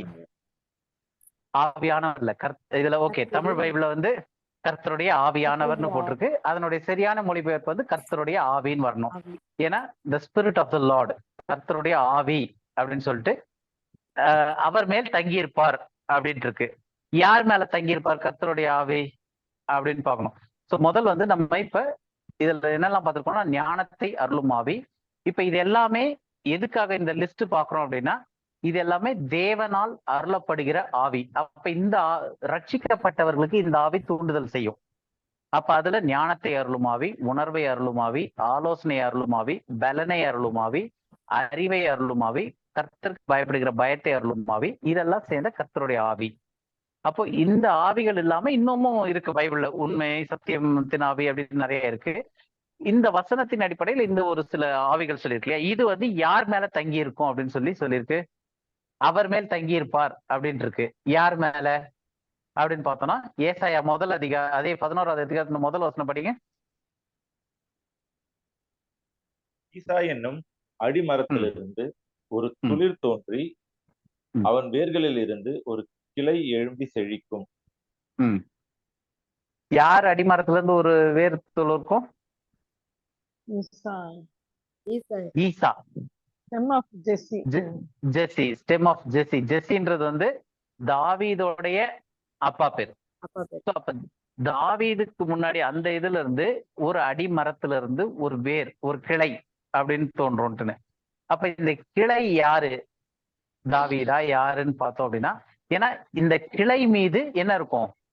இந்த கர்த்தருடைய ஆவி இருக்கும். கர்த்தருடைய ஆவின்றது வந்து இந்த ஞானத்தை அருளும் ஆவி, உணர்வை அருளும் ஆவி, இதெல்லாம் பார்த்தோம். இந்த ஆவி, இந்த ஆவி வந்து அவர் மேல் தங்கி இருப்பார். அப்ப இந்த ஆவி யார் மேல் தங்கி இருப்பார்னு பார்க்கும்போது ஈசாயினுடைய அடிமரத்துல இருந்து வரும் துளிர் மீது தங்கி இருப்பார் அப்படின்னு சொல்லிட்டு. அப்ப அது நம்ம வசனத்துல ரெஃபர் பண்ணி பார்க்கும்போது ரோமர் 15வது அதிகாரம் 12வது வசனம் எடுத்துக்கிட்டீங்க. ரோமர் 15:12. மேலும் ஈசாயின் வேரும் புறஜாதியாரை ஆளும்படிக்கு எழும்புகிறவருமாகிய ஒருவர் தோன்றுவார், அவரிடத்தில் புறஜாதியார் நம்பிக்கை வைப்பார்கள் என்று ஏசாயா சொல்லுகிறான். ஏசாயா இப்ப சொன்னது யார் அப்படின்னு பார்த்தோம்னா, இங்க ரோமர்ல விளக்கம் சொல்றாரு. மேலும் ஈசாயின் வேர்ல இருந்து புறஜாதியார்களை ஆளும்படிக்கு ஒருத்தர் எழும்புவார் அப்படின்னு சொல்லிட்டு, அவர் மீது புறஜாதிகள் நம்பிக்கை வைப்பார்கள் அப்படின்னு சொல்லிட்டு. அப்ப அவர் யாரு அப்படின்னு பார்க்கும்போது அப்போஸ்தலர்ல 13வது அதிகாரத்துல 22, 23. அப்போஸ்தலர் 13, 22, 23. அவர் அவனை தள்ளி தாவீதை அவர்களுக்கு ராஜாவாக ஏற்படுத்தி, ஈசாயின் குமாரனாகிய தாவீதை என் இருதயத்துக்கு ஏற்றவனாக கண்டேன், எனக்கு சித்தமானவைகளை எல்லாம் அவன் செய்வான் என்று அவனை குறித்து சாட்சியும் கொடுத்தார். அவனுடைய சந்ததியிலே தேவன் தமது வாக்குத்தத்தத்தின்படியே இஸ்ரவேலுக்கு இரட்சகராக இயேசுவை எழும்ப பண்ணினார். ஓகே, இப்போ ஈசாயின் குமாரனாகிய தாவீது, ஏன்னா ஈசான்றது தாவீதோட அப்பா, அவருடைய அடிமரத்துல இருந்து தாவீதுல இருந்து ஒரு வேர் கிளம்பும் அப்படின்றது வந்து தாவீதுல இருந்து ஆரம்பிச்சு வருது. அப்ப தாவீது என் இருதயத்துக்கு ஏற்றவனாக கண்டேன், அவனுக்கு சித்தமானதெல்லாம் செய்வேன்னு சொல்லிட்டு, எனக்கு சித்தமானதெல்லாம் அவனுக்கு செய்வேன்னு சொல்லிட்டு அவனுடைய சன்னதியிலே தேவன் தமது வாக்கு தத்தத்தின்படியே இஸ்ரவேலுக்கு இரட்சகராக இயேசுவை எழுப்பினார். அப்போ இந்த தாவீதின் வேர், இங்க நம்ம பார்த்தோம்ல ஏசாயால வந்து ஒரு கிளை எழும்பி செழிக்கும்னு. அப்ப அந்த கிளை யாருன்னு ஃபைனலா எங்க வந்து முடியுதுன்னா, தாவீதின் குமாரனாகிய இயேசு, இஸ்ரவேலுக்கு இரட்சகராக இயேசுவை எழுப்பினார் அப்படின்னு சொல்லிட்டு இங்க வந்து முடிக்கிறாங்க. அப்ப இந்த இயேசு கிறிஸ்துவின் மீது பரிசுத்த ஆவி வரும்போது என்ன ஆவி வந்துச்சு அப்படின்னா பரிசுத்த ஆவி. அப்ப அந்த பரிசுத்த ஆவியில எதெல்லாம் இருக்கு அப்படின்னா, ஞானத்தை அருளும் ஆவி, உணர்வை அருளும் ஆவி, ஆலோசனை அருளும் ஆவி, பலனை அருளும் ஆவி, அறிவை அருளும் ஆவி, கர்த்தருக்கு பயப்படுகிற பயத்து அருளும் ஆவி. இப்படிப்பட்ட ஒரு கர்த்தருடைய ஆவி இயேசு கிறிஸ்துவின் மீது வந்து தங்கியிருக்கு அப்படின்னு சொல்லிட்டு பாக்குறோம். ஸோ ஃபர்ஸ்ட் வந்து ஆதாம் வந்து இதை எதுக்காக இப்ப நம்ம கம்பேரிசனுக்கு எடுத்து பாக்குறோம்னா, ஆதாம் பாவம் செய்த போது ஆதாமுக்கு என்ன கட்டுப்பாட்டிற்குள்ளான அந்த ஆவி வந்துச்சு அப்படின்னா, உலகத்தின் ஆவி, இதெல்லாம் வந்து அவனு ஆதாமை கட்டுப்படுத்தப்பட்டுச்சு. இயேசு கிறிஸ்து வந்து எப்பயுமே பைபிள்ல வந்து 2ஆம் ஆதாம், கடைசி ஆதாம், 2ஆம் மனிதன் அப்படின்னு சொல்லிட்டு, ஏன்னா முதல் ஆதாம் ஒரு மனுஷன் தான், அந்த மனுஷனுடைய மடியில எல்லா மனிதர்களும் வராங்க. இன்னைக்கு நான் இருக்கிறேன் அப்படின்னா நான் ஆதாம்ல இருந்த, நான் ஆதாம்ல தான் இருந்தேன். இறக்கும்போது ஆதாம் உருவாக்கப்படும் போது ஆதாமுக்குள்ள நான் இருந்திருக்கிறேன். அதுல இருந்து தான் வழி வழியா வருது. எனக்கு அப்புறம் இன்னும் 100 தலைமுறை போனாலும் எல்லாமே ஆதாமுக்குள்ள இருந்ததுதான் வெளியே வரக்கூடிய தலைமுறைகள். அப்ப அந்த முதல் மனிதனாகிய அந்த ஆதாம் எப்படி கீழ்ப்படியாமையினால விழுந்து அவனுக்கு எந்த ஆவிக்கு கீழ்பட்டு போனான் அப்படின்ற கம்பாரிசன்ல 2ஆம் ஆதாம் இல்ல கடைசி மனிதனாகிய இயேசு கிறிஸ்து சொல்லும் போது அவர் வந்து மாம்சத்தில் வெளிப்படும் போது ஈசாயின் அடிமரம் அந்த கிளையிலிருந்து எழும்பி வருவோம்னு சொல்லி வாக்குத்தத்தம் பண்ணி அது தாவீதின் மூலமா நிறைவேறி அந்த தாவீதின் வம்சத்துல இயேசு கிறிஸ்துவை தேவன் வாக்குத்தத்தத்தின்படியே இஸ்ரவேலுக்கு இரட்சகராக எழுப்பினார். அந்த இயேசு கிறிஸ்துவின் மீது தேவனுடைய கர்த்தருடைய ஆவி இருந்தது. அப்ப அந்த கர்த்தருடைய ஆவி என்னெல்லாம் அப்படின்னு பார்க்கும்போது இந்த ஆவியெல்லாம் அப்ப முதல் மனிதனுக்கு வந்து ஒரு ஆவியை கண்ட்ரோல் பண்ண ஆரம்பிச்சது ஆதாமுக்கு. சோ அவனுக்குள்ள இருந்தவங்களாம் கீழ்ப்படியாமையின் பிள்ளைகளா இருந்தாங்க. அவங்களுக்கு உலகத்தின் ஆவி மட்டுமே தான் கண்ட்ரோல் பண்ணிக்கிட்டு இருக்கு. ரட்சிக்கப்பட்டவர்கள் ஆதாம்ல இருந்து எடுக்கப்பட்டு ஆதாமுக்குள் இருந்து இப்ப கிறிஸ்துக்குள் வைக்கப்பட்டிருக்காங்க, இயேசுவுக்குள் இருக்கிறாங்க. அப்ப இயேசுக்குள் இருக்கும்போது அந்த இரண்டாம் மனிதனாகிய இல்ல இரண்டாம் ஆதாமாகிய கடைசி ஆதாமாகிய இரண்டாம் மனிதனாகிய இயேசு கிறிஸ்துக்குள்ள எந்த ஆவி கிரியை செய்யுதுன்னா கர்த்தருடைய ஆவி கிரியை செய்ய ஆரம்பிக்குது. அப்ப அவருக்குள்ள இருக்கும்போது நமக்கும் அந்த கர்த்தருடைய ஆவி கிரியை செய்ய ஆரம்பிக்கும். இந்த கம்பாரிசன் புரியுது இல்லையா உங்களுக்கு? முதல் மனிதனுக்கும் இரண்டாம் ஆதாம்னு சொல்லக்கூடிய இயேசு கிறிஸ்துக்கும் முதல் மனிதனுக்குள்ள கிரியை செய்யறது உலகத்தின் ஆவியும் கீழ்ப்படியாமையின் பிள்ளைகளுக்குள்ள கிரியை செய்கிற அந்த ஆவிகள் வேலை செய்யுது. இயேசு கிறிஸ்துக்குள்ள இருக்கிறவங்களுக்கு இயேசு கிறிஸ்துக்குள்ள என்ன ஆவி வேலை செய்யுதுன்னா கர்த்தருடைய ஆவி வேலை செய்யுது. அந்த ஆவிக்குள்ள இவங்க வேலை செய்யறாங்க. இந்த ரெண்டுமே வந்து யார்ல இருக்கிறாங்க அப்படின்ற பிளேஸ்மெண்ட்டை பொறுத்து வரக்கூடிய ஜனங்களுக்கு. புரியுதா? இதுல ஏதாவது கேள்வி ஏதாவது இருக்கா? இல்ல அடுத்ததுக்கு போலாமா? ஏன்னா நீங்க ரெஸ்பாண்ட் கொடுத்தீங்கன்னா தான் எனக்கு தெரியும் உங்களுக்கு எந்த அளவுக்கு புரிஞ்சிருக்கு அப்படின்னு சொல்லிட்டு. புரியுதுண்ணா. புரியுதா? ஓகே, அப்ப அடுத்த இதுக்கு போலாம் இல்லையா? சோ இது மொத்தமே வந்து எதுக்காக பாக்குறோம் அப்படின்னா ஆதாமுக்குள்ள என்ன ஆவி கிரியை செய்தது, ரெண்டாவதா வரக்கூடிய இயேசு கிறிஸ்துக்குள்ள என்ன ஆவி கிரியை செய்தது அப்படின்னு சொல்லிட்டு அந்த சொல்லுங்க. ஆனா ஆதாமுக்குள்ள இருக்கிறது உலகத்தின் ஆவினா அது சத்ருவோட ஆவிதான். ஆதாம் பாவம் செய்யும் போது பிசாசுக்கு கீழ்ப்படினான். அப்ப பிசாசு கையில இருந்து வரக்கூடிய எல்லா ஆவிகளும் இப்ப இங்க கர்த்தருடைய ஆவின்னு சொல்லிட்டு நம்ம வந்து ஒரு லிஸ்ட் படிச்சோம் இல்லையா? ஞானத்தை அருளும் ஆவி அந்த மாதிரி பிசாசு கிட்ட இருந்து வரக்கூடிய ஆவிகள்ல வந்து உலகத்தின் ஆவி பார்த்தோம், பொல்லாத ஆவி பார்த்தோம், குறி சொல்லுகிற ஆவி பார்த்தோம். இதெல்லாம் வந்து பிசாசின் பக்கத்துல இருந்து வரக்கூடிய ஆவிகள். அது வந்து கீழ்ப்படியாமையின் பிள்ளைகள்ல வேலை செய்யுது. அது மட்டும் இல்லாம விபச்சாரத்தின் ஆவி, வேசித்தனத்தின் ஆவி, இந்த மாதிரி ஆவிகளும் பிசாசுனால கொடுக்கப்படுது. சோ இதெல்லாம் வந்து அங்கிருந்து வரக்கூடியது. விழுந்த ஆதாம்னால வரக்கூடிய அந்த ஆவிகள் செய்யக்கூடிய வேலைகள்ல இருந்து வரக்கூடியது. ரட்சிக்கப்பட்டவங்களுக்கு நம்ம இயேசு கிறிஸ்துக்குள்ள இருக்கிறோம் அப்படின்னு சொல்லிட்டு நம்ம ஆதாமுக்குள்ள கீழ்ப்படியாமையின் பிள்ளைகள் அல்ல, அப்பா பிதாவே என்று கூப்பிடக்கூடிய புத்திர சுவிகாரத்தின் ஆவியை பெற்ற தேவனுடைய பிள்ளைகளா இருக்கிறோம். அப்ப நமக்கு வந்து எப்படி நம்ம தேவனுடைய பிள்ளைகளா இருப்போம் அப்படின்னா இயேசுக்குள்ள இருக்கிறனால நம்ம தேவனுடைய பிள்ளைகளா இருக்கோம். அப்ப இயேசுக்குள்ள இருக்கும் போது இயேசு மீது என்ன ஆவி வைக்கப்பட்டுச்சோ, இயேசுக்கு எந்த ஆவி அருளப்பட்டுச்சோ அந்த ஆவி நமக்குள்ள கிரியை செய்ய ஆரம்பிக்கும். புரியுதா எதுக்காக சொல்றோம் இப்ப இது? இப்ப அடுத்தது, இப்ப ஒருத்தர் ரட்சிக்கப்பட்டிருக்காங்கன்னா அவங்க வந்து தேவ ஆவியினால நடத்தப்படுறாங்க. ஒவ்வொரு விஷயத்திலயும் அவங்க தேவ ஆவினா இப்ப அதுல இருந்தான் வந்து நமக்கு அடுத்த இதுல ஃபைனல் அடுத்த வாரம் முடிக்கும் போது பார்ப்போம் எப்படி அந்த போராட்டம் எல்லாம் வருது அப்படின்னு சொல்லிட்டு ஆவிக்கும் மாம்சத்திற்குமான போராட்டம் எல்லாம் பார்ப்போம். இப்போ வந்து ஆவியினால நடத்தப்படுறது அப்படின்ட்டு பார்த்தோம்னா தேவனோட ஆவியினால ரட்சிக்கப்பட்டவங்க அப்படின்னும் போது அவங்க எப்படி நடத்தப்படுறாங்க? பிசாசினுடைய உலகத்தினுடைய இல்ல அந்த குறி சொல்லுகிற இல்ல பொல்லாத ஆவிகளால நடத்தப்படாமல் எதுலயும் சேர்த்து நடத்தப்படுறாங்க. எதுல நடத்தப்படுறாங்கன்னா ஆதாமுக்குள்ள இருந்து கிறிஸ்துக்குள்ள வரும்போது அவங்க தேவனுடைய ஆவியினால நடத்தப்படுறாங்க. அப்ப அதுக்கு ஒரு 2-3 வசனம் பார்த்தலாம். தேவ ஆவி நம்மளை நடத்தும் அப்படின்னு சொல்லிட்டு ரோமர் 8:14. ரோமர் 8:14. மேலும் எவர்கள் தேவனுடைய ஆவியினாலே நடத்தப்படுகிறார்களோ அவர்கள் தேவனுடைய புத்திரராய் இருக்கிறார்கள். பார்த்தோம் இல்லையா? ஏன்னா ஃபர்ஸ்ட் நம்ம ஆதாமுக்குள்ள இருந்தோம்னா கீழ்ப்படியாமையின் பிள்ளைகள்னா புத்திரர்கள். நம்ம கீழ்ப்படியாமையின் புத்திரர்களா முன்பு இருந்தோம், அந்த கிரியைகளா செய்துகிட்டு இருந்தோம். ஆனா இப்பொழுதோ நம்ம அப்படி இல்லைன்னு சொல்லிட்டு சொல்றாரு. அதுல இப்ப நமக்கு என்ன ஆவி அருளப்பட்டிருக்குன்னா அப்பா பிதாவேன்னு கூப்பிடக்கூடிய புத்திர சுவிகாரத்தின் ஆவி கிடைச்சிருக்கிறனால நம்ம தேவனுடைய புத்திரர்களா இருக்கிறோம். அப்போ நம்ம எந்த ஆவியினால நடத்தப்படுறோம் அப்படின்னா தேவனுடைய ஆவியினாலே நடத்தப்படுறவங்க. அப்ப யாரெல்லாம் தேவனுடைய ஆவியினால நடத்தப்படுறாங்களோ அவர்களெல்லாம் தேவனுடைய பிள்ளைகளா பெறதுக்கு அந்த ஆவியை பெற்றிருக்காங்கன்னு முதனாத்தோம்னா நம்ம எல்லாருமே இயேசு கிறிஸ்துக்குள்ள இருக்கிறவங்க தேவனால் நடத்தப்படுகிறவங்க, தேவனுடைய ஆவியினால் நடத்தப்படுகிறவர்கள். இன்னொரு வசனம் படிச்சிடலாம். கலாத்தியர் 5:18.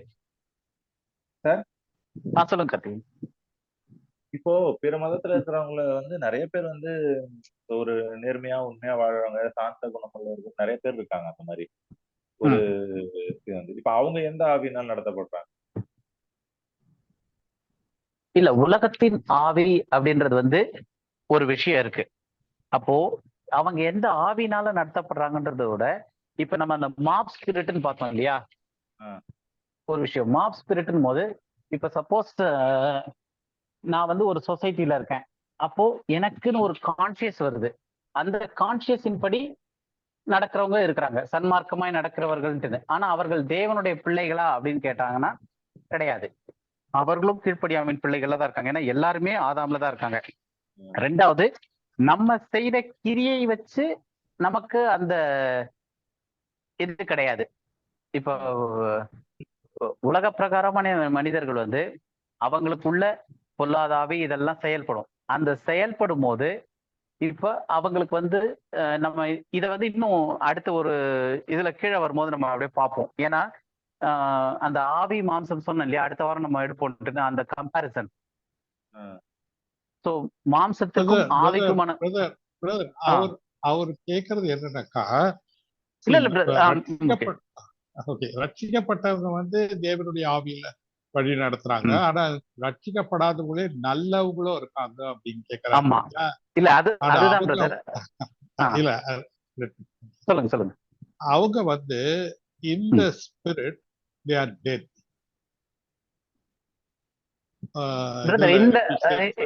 இல்ல இந்த ஸ்பிரிட் they are dead ன்னும் போது ஆவிக்குரிய மரணம்னு ஒண்ணே பைபிள்ல கிடையாது. இல்ல அக்கிரமங்களிலும் நீங்கள் பாவத்துல மரித்திருந்தோம். பாவத்துல மரித்திருந்தோம், ஆனா ஆவிக்குரிய மரணம் கிடையாது. அது the spirit was active in some other place. வேற ஒரு இதுல ஸ்பிரிட் ஆக்டிவ் ஆச்சு. என்னதான் அவங்க வந்து நல்ல இது பண்ணாலும் அவங்களுக்குள்ள அந்த தேவனுடைய ஆவி இல்லாததப்போ, அந்த ரட்சிப்பின் ஆவி இல்லாததப்போ நல்ல காரியங்கள் எல்லாம் செய்யலாம். ஆனாலும் there is a difference between இந்த ஸ்பிரிட்டுக்கும் அந்த ஸ்பிரிட்டுக்கும் வித்தியாசம் இருக்கு. ஓகே, டெஃபினெட்லி நம்ம அதான் வந்து, ஏன்னா இது வந்து ஒரு கோர்வை அப்படியே எடுத்துட்டு வரணும். மாம்சமும் ஆவியும் அந்த ஒரு பேட்டர்ன் அது ஏன் இழுக்குது பிரிக்குது, நம்ம அப்ப வந்து ரட்சிக்கப்பட்டவங்களுக்கு அது எல்லாமே ஒரு சைட்ல வச்சிருக்கு. இப்ப ஸ்டார்டிங் கேட்ட ஒரே கேள்விக்கு ஒரு பதில் வேணும்னா ரோமர் 8:2 படிக்கலாம். அதே இதுல நம்ம இப்ப படிச்ச 8:12 சொல்லுமா அவர் கேட்ட கேள்விக்கு இப்ப குரு சொல்ற ஆவியே அவங்க வந்து பரிசுத்த தேவனுடைய ஊழியக்காரன்னு சொல்லிட்டு சொல்றாங்க. குறி சொல்ற ஆவி அது நல்ல விஷயம். ஆனா அதை ஏன் சினம் கொண்டு பவுல் இது பண்ணாரு? அது நல்ல விஷயமா இருந்தாலும் வந்த இடம் சரியில்லை, அருவருக்கிற காரியம். சோ அது மாதிரிதான் நல்ல மனுஷங்க நல்ல கிரியைகள் வந்தாலும் என்னைக்கா இருந்தாலும் அது ரிவர்ஸ்ல போறதுக்கு வாய்ப்பு இருக்கு. ஏன்னா கீழ்ப்படியாமை பிள்ளைகள். ஆமா, இப்ப அது ஆக்சுவலா கிரியைகள் கரெக்ட். அந்த கிரியைகள்னு சொல்லும் போது அதாவது ஆவியின்படி நடத்தப்படுறவங்க தான் நல்ல காரியங்கள் செய்யறாங்களா, இல்ல அவங்களுமே நல்ல காரியங்கள் செய்யறாங்களே அப்படின் போது அதை வந்து நம்ம அடுத்த வாரம் அந்த கம்பேரிட்டிவ் ஸ்டடி பண்ணும்போது இன்னும் ஈஸியா இருக்கும். ஏன்னா இன்னைக்கு டைம் பத்தாது, அதனால தான். ஏன்னா இந்த கீழே இன்னும் அடுத்த இதுல வருது. அதாவது நம்ம இப்ப இந்த ஸ்கிரீன்ல பாத்தீங்கன்னா தெரியும், இங்க போட்டு வச்சிருக்கேன், ஒன்றுக்கொன்று எதிர்மறையாக செயல்படும் விஷயங்கள் அப்படின்னு சொல்லிட்டு மாம்சம் ஆவிக்கு விரோதமோ ஆவி மாம்சத்துக்கு விரோதமாட்டு ஒரு ஃபுல் டாபிக்கே நம்ம போட்டு வச்சிருக்கோம். அது வந்து இப்போதைக்கு நம்ம இது பண்ண முடியாது, ஏன்னா டைம் ஆயிரும். இப்ப நமக்கு புரிஞ்சுக்கிறதுக்கு வந்து ஒரு விஷயம் ஒரே ஒரு வசனம் வேணா இந்த இது பார்த்துடலாம். ரோமர் 8:2 படிங்க.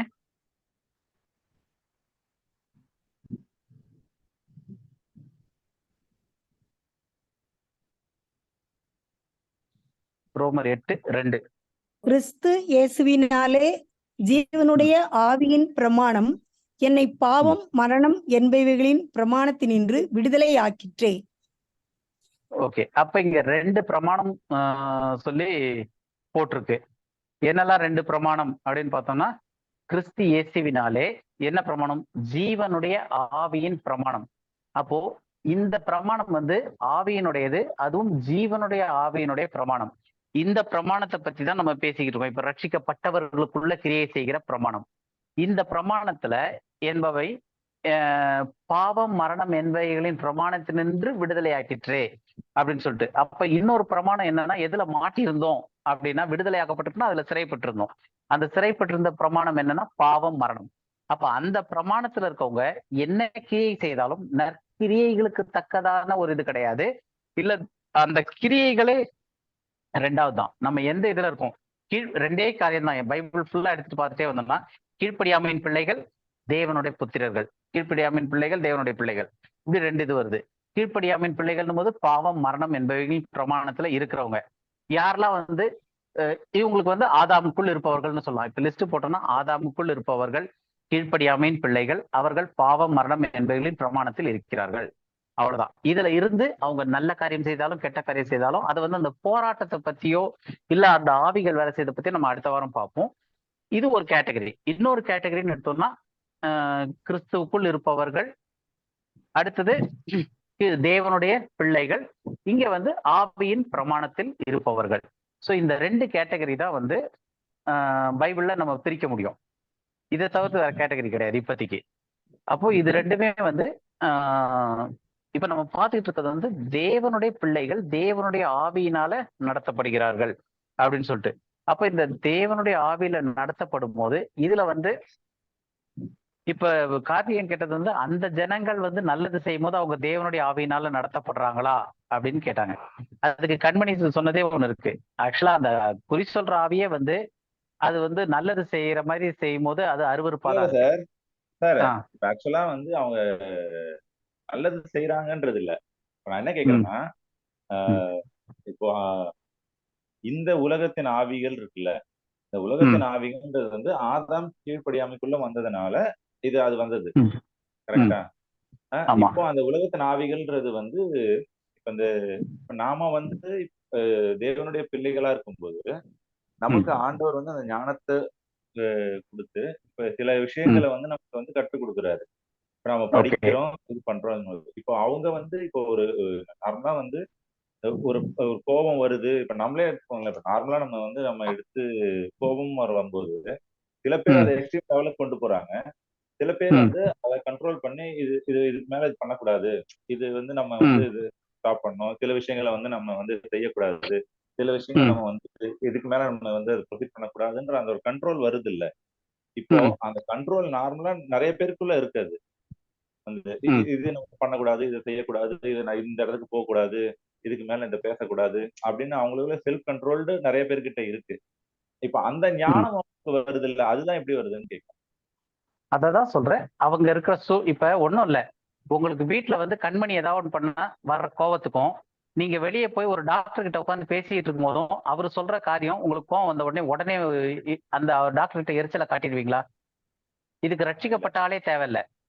அப்போ அந்த நம்ம உள்ள வரக்கூடிய அந்த ஒரு பொல்லாத, இப்ப உதாரணத்துக்கு ஸ்கிரீன்ல பாத்தீங்கன்னா தெரியும், அடுத்த வாரத்துல வரக்கூடிய ஒரு டாபிக் தான். ஜஸ்ட் இந்த ஒரு தாட்காக இன்னைக்கு எடுத்துடலாம். எபேசியர் 4:26.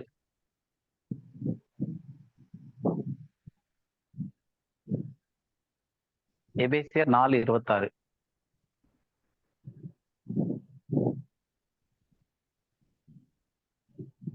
நீங்கள் கோபம் கொண்டாலும் பாவம் செய்யாதிருங்கள். சூரியன் அஸ்தமிக்கிறதுக்கு முன்னாக உங்கள் எரிச்சல் தனிய கடவுது. ஓகே, நீங்கள் கோபம் கொண்டாலும் பாவம் செய்யாதிருங்கள் அப்படின்னு சொல்லிட்டு இது யாருக்கு சொல்றாருன்னா, விசுவாசிக்கு, பிலீவருக்கு, தேவனுடைய பிள்ளைக்கு. ஓகேவா? தேவனுடைய ஆவியை பெற்ற ஜனங்களுக்கு சொல்றாரு நீங்கள் கோபம் கொண்டாலும் அப்படின்னு சொல்லிட்டு. அப்ப கோபம் கொள்ளுதல் எங்க ஆரம்பிக்குதுன்னு பார்த்தோம், ஒரு உலகத்தின் ஆவி கோபம். ரைட்டா? அப்போ உலகத்தின் ஆவிதான் வந்து அந்த கோபத்தை தூண்டுது. அப்ப அந்த கோபத்தை தூண்டும் போது கோபம் கொண்டாலும் என்ன செய்யாதிருங்கள்? பாவம் செய்யாதிருங்கள். அப்ப பாவம் செய்யாதிருங்கள் போது பாவம் வந்து என்னன்னா, அது மாம்சத்தில் வெளிப்படக்கூடிய கிரியை.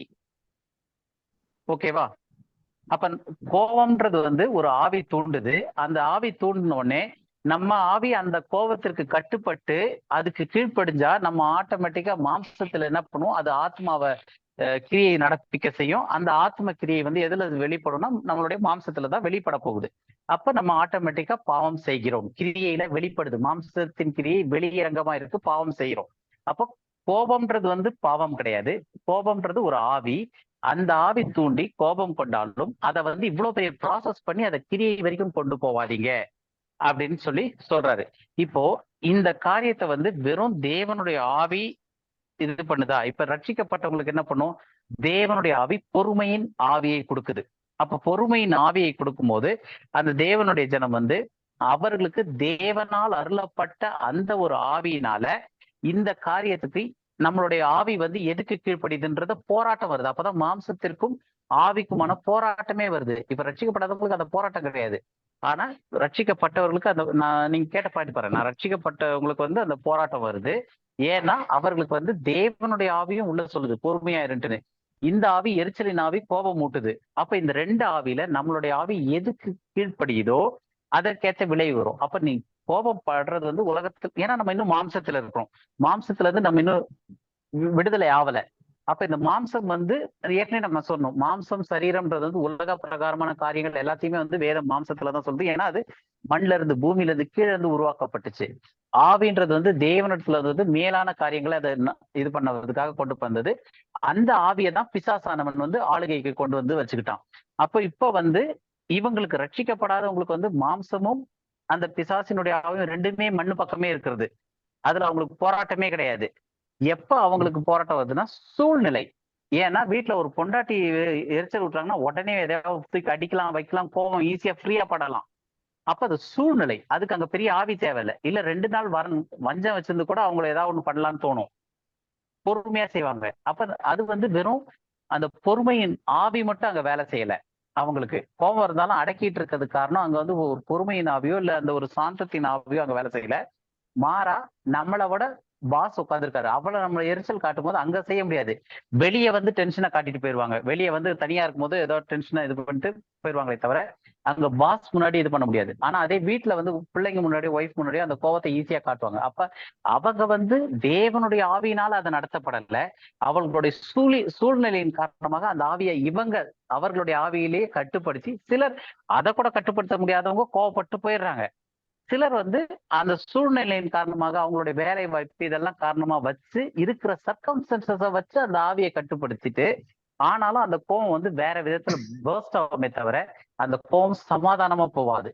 ஆனா கிறிஸ்தவர்களுக்கு என்ன சொல்லியிருக்கு? நீ கோவப்பட்டாலும் பாவம் வரைக்கும் கொண்டு போவாத. அப்ப இது வந்து ஆவியின் மூலமா நடப்பது. உங்களுக்கு புரியுதா அந்த டிஃபரன்ஸ்? இப்ப சூழ்நிலையினால நம்ம அமைதியா இருக்கிறதுக்கும், அப்ப எந்த டைம்லயுமே கோவப்படாத சில ஆட்கள் இருப்பாங்க. அப்ப அது வந்து அவங்களுடைய சுபாவத்திலேயே அந்த பில்டப், அவங்க வாழ்ந்த கல்ச்சரு. இப்ப வீட்டுல வந்து அப்பா கிட்ட பயந்து பயந்தே வாழ்ற ஒரு குழந்தை இருக்கு அப்படின்னா, அந்த பையன் பெருசாகணும்னே அவனுக்கு பெருசா கோவங்கெல்லாம் வந்துடாது. அவன் ஒரு பயத்திலே தான் இருப்பான்.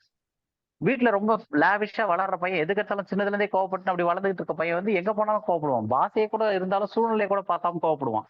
அப்ப அந்த காரியங்கள்லாம் வந்து மாம்சத்தின் கிரியை வெளியரங்கமா தான் இருக்கு. ஆனா அவங்க வந்து அதை உடனே கோவப்படாததுக்கான காரணம் வந்து சூழ்நிலையா இருக்கே தவிர ஒரு தேவனுடைய ஆவியினால கிடையாது. ஆனா ஒரு ரட்சிக்கப்பட்டவங்களுக்கு வந்து நீ கோபம் கொண்டாலும், ஏன்னா அது வந்து உலகத்துல இருந்து வரக்கூடியது. நம்ம இன்னும் உலகத்துலதான் இருக்கோம். நம்மளுடைய மாம்சம் இன்னும் மாற்றப்படலை. அப்ப இந்த மாம்சத்துல இருக்கிறனால அந்த மாம்சத்திற்கான கிரியைகள், செய்கைகளுக்கான ஆவியும் உள்ள வேலை செய்து, ரட்சிக்கப்பட்டவங்களுக்கு தேவனுடைய ஆலயத்துக்கு நம்ம சரீரம் வந்து ஆலயமா இருக்குன்னு இருக்கு. அப்ப தேவனுடைய சரீரமும் நமக்குள்ள வேலை செய்யுது, தேவனுடைய ஆவியும் நம்முடைய சரீரத்திற்குள்ள வேலை செய்யுது. அப்ப இந்த ரெண்டுத்துக்கும் நடுவுல வந்து ஒரு போராட்டம் வர ஆரம்பிக்குது.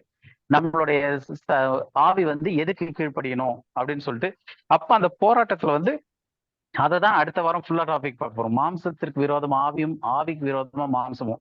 2வது கேள்வி, ஏன் ஆத்மா வரல அப்படின்னு சொல்லிட்டு 3 விஷயம் பார்த்தோம். ஆவி, ஆத்மா, சரீரம். இங்க ஆவியும் மாம்சமும் தான் போராட்டத்துல இருக்கே தவிர ஆத்மா சும்மா இருக்கு. எங்கேயுமே ஒரு வசனத்துல ஆத்மாக்கும் ஆவிக்கும் விரோதமா இல்ல ஆத்மாக்கும் மாம்சத்துக்கு விரோதமான்ற போராட்டமே கிடையாது. அதை பத்தி எல்லாம் நம்ம அடுத்த வாரம் டீட்டெயிலா படிப்போம். எல்லா இடத்துலயுமே வந்து ஆவிக்கும் மாம்சத்திற்குமான போராட்டம்.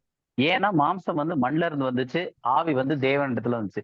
இப்ப அந்த ஆவி எதுக்கு கட்டுப்படுது அப்படின் போது, இப்ப ரட்சிக்கவே படாத அளவுக்கு மாம்சமும் பூமியில இருந்தே இருக்கு, ஆவியும் பிசாசினுடைய கொடுத்தது உலகத்தின் ஆவி, இதெல்லாம் பூமிக்குரிய அடுத்த காரியங்களா இருக்கும்போது அங்க போராட்டம் கிடையாது. ஆனா அவங்க சூழ்நிலை காரணமாக சிலர் செய்வாங்க, சிலர் செய்ய மாட்டாங்க. மற்றவங்க பாக்குறாங்களே, நம்ம வாழ்ற சொசைட்டி இதெல்லாம் சேர்த்து அவங்களுடைய கல்ச்சர், அவங்களுடைய சட்டம் எல்லாமே சேர்ந்து அதை வந்து மோல்டு பண்ணிருக்கே தவிர தேவனுடைய ஆவி மோல்ட் பண்ணல. இப்ப யாருமே பார்க்காதப்போ ஒருத்தர் பாவம் செய்யாம இருக்காங்க அப்படின்னா அது தேவனுடைய ஆவினால மோல்ட் பண்ணப்படுது. அந்த மாதிரி சில காரியங்கள் இருக்கு. அப்ப அவங்களுக்கு வந்து இப்ப ஒரு ரட்சிக்கப்பட்டவர் வந்து ஒரு பாவம் செய்யறாங்க, ஒரு இது வருது அப்படின்னா அவங்களுக்குள்ளதான் அந்த போராட்டம் இருக்கும். ஏன்னா மாம்சம் வந்து மண்ல இருந்து வந்திருக்கு, ஆவி தேவனால மறுபடியும் உயிர்ப்பிக்கப்பட்டிருக்கு, புதுப்பிக்கப்பட்டிருக்கு, உறவுல வந்திருக்கு. அந்த ஒரு காரியம் வரும்போது அந்த ஆவிக்கும் இந்த பூமியில இருந்து வந்த மண்ணுக்குமான போராட்டம் உண்டாக ஆரம்பிக்குது. அதுதான் வந்து பவுல் ரோமர் 7வது அதிகாரத்துல எல்லாம் ஃபுல்லா பேசுவாரு. ஸோ இதெல்லாம் நம்ம அடுத்த வாரத்துல கொஞ்சம் டீட்டெயிலா பார்ப்போம் இந்த விஷயங்கள்லாம். இன்னைக்கு க்ளோஸ் பண்ணி முடிச்சிடலாம் பிரதர், டைம் ஆயிடுச்சுன்னு நினைக்கிறேன்.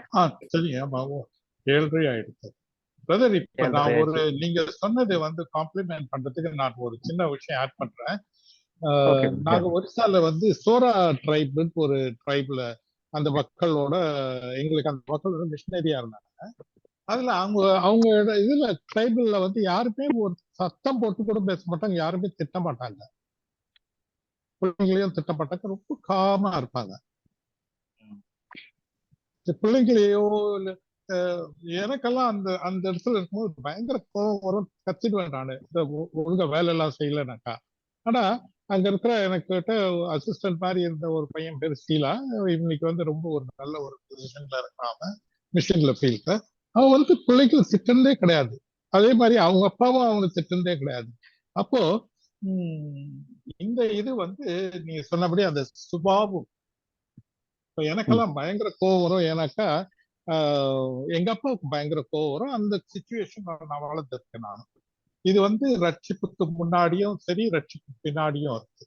ஆனா இப்போ வந்து நல்ல கர்த்தருக்குள்ள வளரும் போது நான் வந்து என்ன பண்றேன், இல்ல அந்த கோவப்படக்கூடாது, நம்ம இது பண்ணக்கூடாதுன்னு சொல்லிட்டு அந்த சொன்ன மாதிரி அந்த தேவ ஆவியும் வந்து கிரியை செய்யும். ஒரு சிலருக்கு வந்து தம்பி சொன்ன மாதிரி, கார்த்திகேயன் சொன்ன மாதிரி அவங்க வந்து அவங்களுடைய சுபாவத்தின் மூலமாக வந்து அவங்க வந்து நற்கிரிகைகளை செய்யறாங்க. அதே நேரத்துல சுபாவத்துல வந்து தீமையான காரியங்கள் செய்யறவங்க ரட்சிக்கப்பட்ட பிற்பாடும் அந்த காரியங்களை இது பண்றாங்க. அப்போ அந்த மனுஷனுடைய சுபாவத்துக்கும் தேவனுடைய ஆவிக்கும் மனுஷனுக்குள்ள இருக்கிற ஆவிக்கும் நமக்கு வந்து போராட்டம் இருக்கு. ஆனா அவங்களுக்கு அந்த அளவுக்கு ஒரு எஃபெக்டிவான போராட்டம் கிடையாது. ஐ மீன் அதை வந்து நான் கொஞ்சம் பிராக்டிகலா நான் அனுபவிச்சுட்டு சொல்றேன். Okay brother. தம்பி கார்த்திகேயன், உங்களுக்கு அது இதுவாகுதா? புரியுது. ஓகே. வேற ஏதாவது கேள்விகள் இருக்கா? வேற ஏதாவது கேள்விகள் இருக்கா? இல்ல ப்ரேயர் பண்ணிட்டு க்ளோஸ் பண்ணிக்கலாம். வேற ஏதாவது டவுட் இல்லையா? அப்படி இருந்தா கூட குரூப்ல போட்டு விடுங்க. நிறைய கேள்விகள் இல்ல இப்போ என்ன ஃபீல் பண்றீங்க? இந்த ஸ்டடி வந்து எப்படி இன்ட்ரெஸ்டிங்கா இருக்கா இல்லாட்டி? ஏன்னா இது வந்து பிரதர் ஆக்சுவலா பிரதருடைய கான்ட்ரிபியூஷன் தான் ஃபுல் அண்ட் ஃபுல். ரொம்ப எஃபர்ட் எடுத்து பண்றாரு. Any comments on that? ரொம்ப யூஸ்ஃபுல்லா இருக்கு சார். ரொம்ப ரொம்ப அருமையா இருக்கு. ஆவிக்குரிய வாழ்க்கையில இன்னும் ஆழமா நாங்க நிறைய கத்துக்கிறோம். அது மாத்திரம் இல்ல, இந்த சொல்லி கொடுக்கிற ஒவ்வொரு காரியமும் எங்களுக்கு என்னோட விஷயத்துல அனுதினத்திலயும் அது வந்து ரொம்ப பிரயோஜனமா இருக்குது. இந்த பைபிள் ஸ்டடி ஒரு பெரிய பிளெஸ்ஸிங்கா இருக்கு. எனக்கு மாத்திரம் இல்ல, என் ஃப்ரெண்ட்ஸை மீட் பண்ணும் போதோ இல்ல என் ரிலேட்டிவ்ஸோட பேசும் போதோ இந்த மாதிரி கோர்வையா எதுவும் சொல்ல முடியலனாலும் அங்கங்க ஒவ்வொரு சின்ன சின்ன மணித்துளிகளை எனக்கு அவங்களுக்கு சொல்ல முடியுது. ஆனா நானும் இந்த மாதிரி உங்க 2 பேரும் மாதிரி நானும் நல்லா கத்துக்கணும்னு ஆசைப்படுறேன். மத்தவங்களுக்கு சொல்லணும்ன்றது ஒரு வாஞ்சியா இருக்குது. அதுக்காக ஜெபிச்சுக்கோங்க. நம்ம ஆக்சுவலா வந்து இந்த பைபிளை பொறுமையா நம்ம வாசித்தோம்னாலே படிச்சோம்னாலே, ஏன்னா நம்ம எல்லாருமே பைபிளை வாசிக்கத்தான் செய்யறோம், கடன்னு வாசிச்சுட்டு போயிடுறோம். உள்ள இருக்க சத்தியங்கள் புரியாது, நம்ம நிறைய தடவை வாசித்துருவோம். ஆனா அதை பொறுமையா படிக்கும் போதுதான் வந்து ஒவ்வொரு இதுவும் எடுத்து பார்க்கும்போது நமக்கு அந்த தெளிவான சத்தியங்கள் கிடைக்கும். முக்கியமான விஷயம் வந்து எனக்கு இன்னைக்கு அந்த இதுல வந்து அப்போஸ்தலர் 16 அந்த குறி சொல்ற ஆவி இருந்த பெண் வந்து அவ்வளவு ஒரு அட்வர்டைஸ்மெண்ட் டெஸ்டிமோனி மாதிரி கொடுத்துக்கிட்டு வரும்போதும் பவுல் பின்னாடி திரும்பி அதை விரட்டி விட்டுட்டு கடைசியில் அதனுடைய விளைவு ஜெயில தான் இருக்கிறாரு. இருந்தாலும் அது வந்து ஆண்டவருடைய சித்தமா இருக்கு, ஆண்டவர் பிரியப்படுறாரு அதுல. அதை விட அந்த குறி சொல்ற பொம்பளைனால நிறைய பேர் வந்திருப்பாங்களே நினைச்சிருந்தோம் அப்படின்னா அது ஒரு தவறான விஷயமா இருக்கு. இன்னைக்கு அதுதான் வந்து முக்காவாசியான கிறிஸ்தவத்துல வந்து ஒரு மாசா ரீச் பண்ணிடலாம் அப்படின்னு சொல்லிட்டு ஏதாவது ஒரு விதத்தை எடுக்கிறாங்களே தவிர வேதத்தின்படி கரெக்டா போய் கொஞ்சம் பேர் வந்தாலுமே அது வந்து தேவனுடைய பார்வையில கரெக்டா இருக்கும் அப்படின்றது. இப்ப வந்து எல்லாமே இப்ப இந்த ஸ்டடிஸ் கூட ஆவி ஆத்மா சரீரம் இப்ப படிக்கும் போதுதான் தெரியுது எவ்வளவு ஒரு ஆண்டவர் வெளிப்படுத்துறாரு. சரீரத்துக்குரிய காரியங்கள், ஆவிக்குரிய காரியங்கள், கீழ்ப்படியாமையின் பிள்ளைகளால வரக்கூடிய காரியங்கள் எல்லாமே ஆண்டவர் வெளிப்படுத்துறாரு. இதே நம்ம சபையில சர்ச்சில் இத குறிச்சு பேசுனதே கிடையாது. இந்த மாதிரி காரியங்கள் பேசுனதே இல்லை. இதுல பேசினாதான் நாங்க டவுட்டே கேட்க முடியும். தெரியவே இல்லைன்னும் போது ஒண்ணுமே இல்லை. வெறும் ஆண்டவரோட ஓமையும் இதையும் வச்சுட்டே ஓட்டுறாங்க. யூதர்களோட அந்த 40 வருஷம் இது மாத்திரம் தான் சொல்றாங்க சபையில. அப்படி இருக்கும் பொழுது இதெல்லாம் நம்ம படிக்கிறோம்னா இது ஆண்டவரோட கிருபை, ஒரு ஒரு இது பிளெஸிங்ன்ற மாதிரி பிளெஸிங் தான் அப்படின்றது ஆண்டவர் வெளிப்படுத்தணும்னு நினைச்சிருக்காரு எங்களுக்குலாம். அது ரொம்ப பெரிய விஷயம். அதனால பிரதர்ஸ் நீங்க ரெண்டு பேரும் இன்னும் ஆர்வமா நிறைய கர்த்தர் பாதத்துல அமர்ந்து நிறைய படிச்சு எங்களுக்கெல்லாம் நீங்க சொல்லி தரணும். கொஞ்சம் இந்த ரைட் விஷயம் நம்ம கொஞ்சம் பேரா இருந்தாலும் எங்களையும் நீங்க எல்லாம் நல்லா ட்ரெயின் அப் பண்ணணும்ன்றது என்னுடைய ரிக்வெஸ்ட். ஒன்னு ஒரு முக்கியமான விஷயம் கண்மணி சொன்னதுல, கண்மணி உங்களுக்கு தெரியுதா ஏன் வந்து நம்ம சபைகள்ல இந்த மாதிரியான ஒரு டீச்சிங் இல்ல அப்படின்ட்டு? என்ன எதனால நினைக்கிறமா நீ? எதனாலன்னா அவங்களுக்கு காரியம் வந்து தசம பாகம், அந்த காரியங்கள், பழைய ஏற்பாடு, நியாயப்பிரமாணம், பாவ அறிக்கை ஜெபம், பாவ அறிக்கை பண்ணா மாத்திரம்தான் நீங்க ஆண்டவருக்குள்ள வளர முடியும்ன்ற தாட் கொண்டு வர்றாங்க. இந்த இதெல்லாம் வந்து பழமைய முறைமைய கொஞ்சம் கொண்டு வந்தாதான் காசு பார்க்க முடியும், தசம பாகம் பார்க்க முடியும், ஏழை எடுக்க முடியும். ஏழை காசுல நிறைய காரியங்கள், நற்காரியங்கள் பண்ணணும். ஆலயங்கள் கட்டணும், வீடு கட்டணும் இந்த காசுல. அவங்க மணி மைண்டட். நானும் மிஷினரியா இருந்தமா. ஆனா நான் வந்து இந்த இது என்னது தசமபராகம் இதெல்லாத்தையும் மட்டும் இதுல வந்து நான் இன்சிஸ்ட் பண்ணலனாலும் நானும் ஒரு தவறான காரியங்களை தான் போதிச்சுட்டு இருக்கேன்.